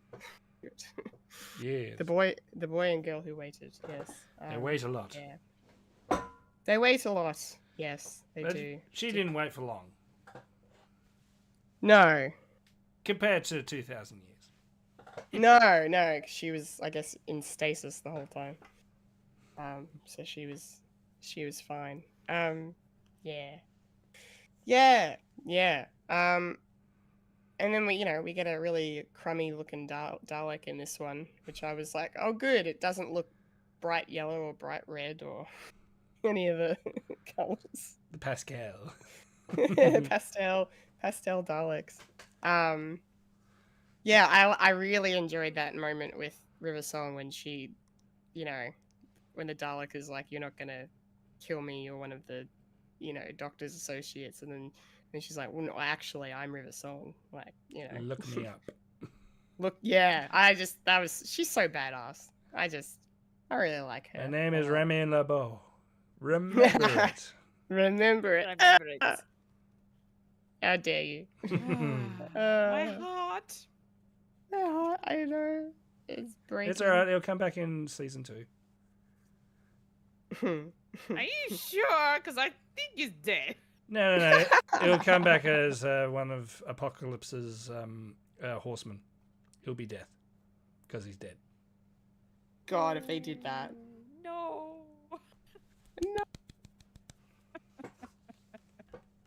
Anyway, Doctor Who. No. Anyway, Doctor Who. Sidebar to Marvel. Come back. Sidebar, it's fine. Yes. Yeah,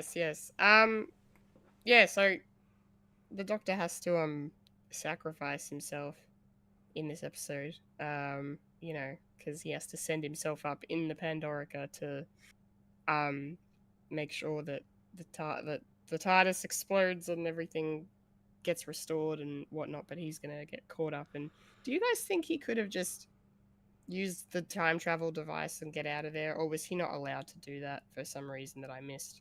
He's dying. He's dying. He got shot by a Dalek. Oh. Okay. And the last time that happened, he regenerated. Sort of.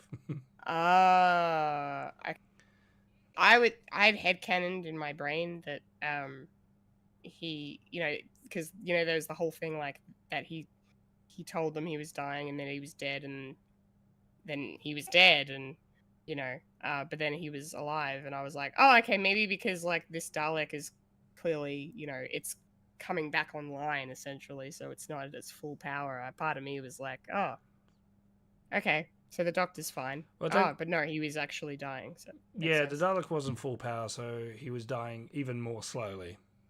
So, and then he talked to himself saying, get these guys out of here so I can sacrifice myself without people. Yeah. Yes, that's right. Yeah. Little note to self in real time. He's a posted He's a yeah.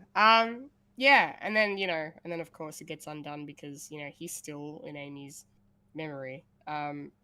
So we kind of all knew that was going to happen. Did it feel like a bit of a cop-out for them to make us feel... Not that the Doctor was actually going to die, but like for it to be undone as Rory was undone, I guess, I suppose, or all the other stuff in the last episode. I don't know. Do you guys have any thoughts on how the Doctor came back and if it worked for you? It happened before with people with the Sound of Drums one, where everyone was remembering who the Doctor was, and he became young again, and he became Yeah. cheesy. Yes, that's right. So sort of similar. I thought, okay, Recycling storylines a bit. but different writers come up with the same thing. So, but it was quite charming that he was actually going back on his own timeline, and we do get that scene where he was talking to Amy with her eyes closed. Yeah, I like that. I think probably my favorite part of this episode, apart from the Fez thing, was as he's being forgotten and he's going back through his life. And yeah, I really liked. I think out of all the spots where he stopped, that was a really cool one for him to be there during the moment where she can't open her eyes, but she can hear him. And I think way back when we were talking about that episode, I was trying to allude to the fact is like, did you like that? Because there was a repeated scene in that. I said, did you like that scene? Keep an eye on it. keep an eye on that one. It may come back, and you probably think is like, is that a production mistake of him sort of yelling at Amy with his jacket off, and then all of a sudden he's got his jacket back on, and he's sort of like being more sensitive and being more nice and calm. Yeah, crazy. They did a very good job with that. Very clever. Yeah, where he was trying to figure a way to get out of here. It's like, no, I'm good now. I'm good. Is I'm that good. Yeah. Is that? And he says he doesn't like repeats. I won't go further back because then I have to, get all the other actors. Get all the other actors, and it's like, no, go all the way to the first Doctor. Do it, you can. Yeah, do it. You're not going to do it. Anyway, it will just take too long. Yeah. Yeah. So it would. And then we go, and then we end with the wedding.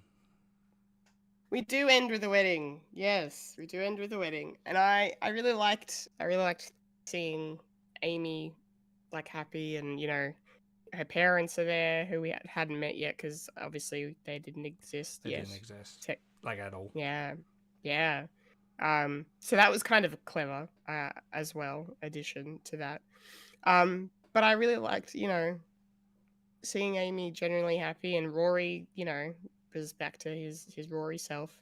No more Centurion. Not so plastic. Not so plastic. He's a real boy. I'm a real boy.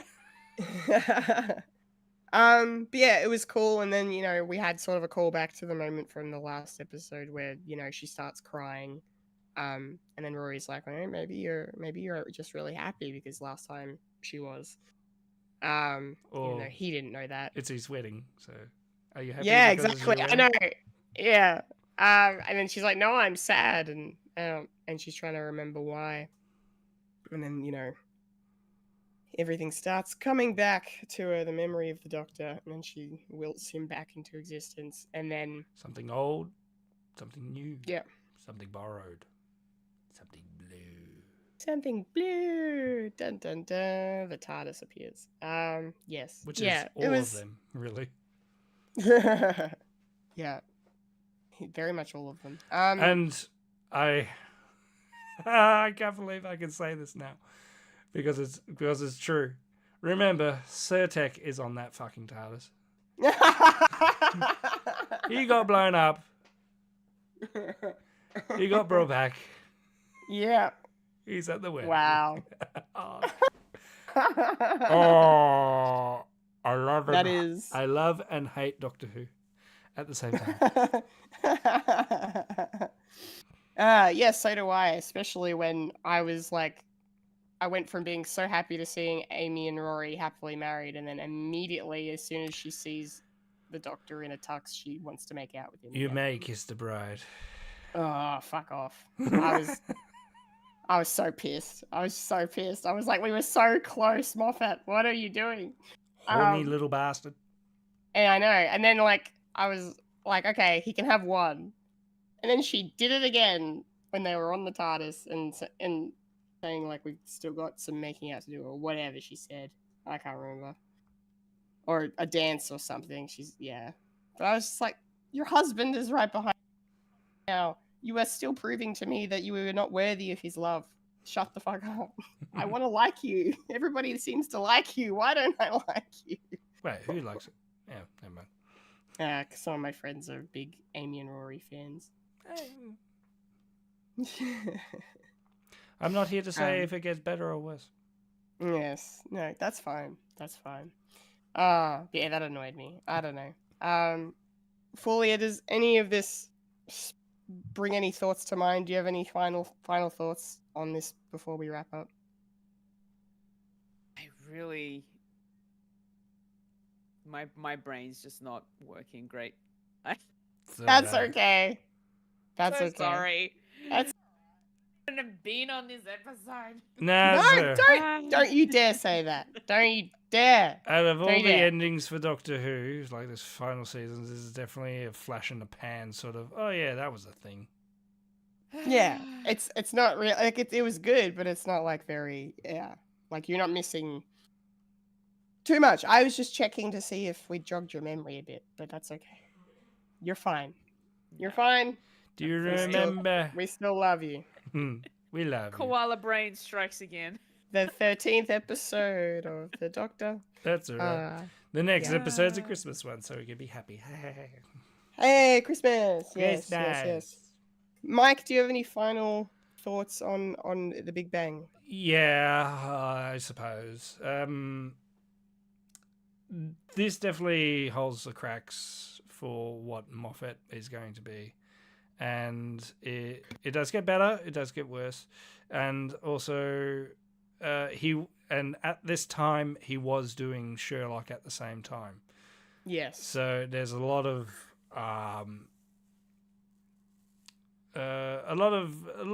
irons in the fire for Moffat doing stuff like the mystery boxes, because obviously Sherlock is a big mystery thing from start to finish, and a lot of people do have their gripes about that, and a lot of people enjoy the Sherlock show as well, and it may have suffered in the long run of both shows if you're trying to do two things at once, like very popular shows at once. And well, the same thing happened to Joss Whedon with Buffy and Angel. Yeah. And Firefly. Like there was one point he was doing all three of them at once. Jesus Christ. Yeah. I suppose if you got your worth ethic like that and you are doing it like, yeah. Anyway.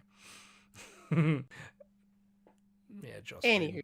He knows how to write women. Anyway. Yeah, clearly. Yeah, you write them like men. With Just make them horny. Just make them horny. No extra baggage.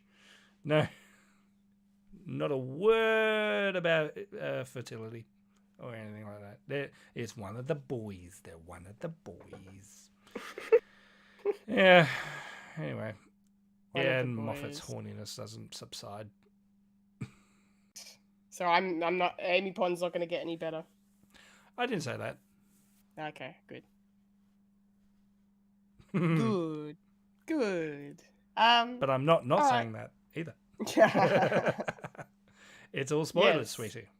It's all spoilers, sweetie. Yes. Speaking of, River Song gave a slightly ominous tease at the end of the episode before she left. The silence will fall. Yes. And that too. Yes. Another mystery box to think of. So that hasn't been wrapped up. No. Okay, great. Yeah, just like Disney Who as well. There's a lot more questions. Who is Mrs. Flood? Who is Mrs. Flood? Who's Ruby's dad? Me. Because I'm the right age for it. I'm so old. Yeah, we're all very old, aren't we? All right. I could have had a kid when I was 15. Anyway. Good times. All right. Well, I think that might do it then. Yes. Yes. Those were our thoughts on the last 2 episodes, Doctor Who Series 5, The Pandoric Opens, and The Big Bang.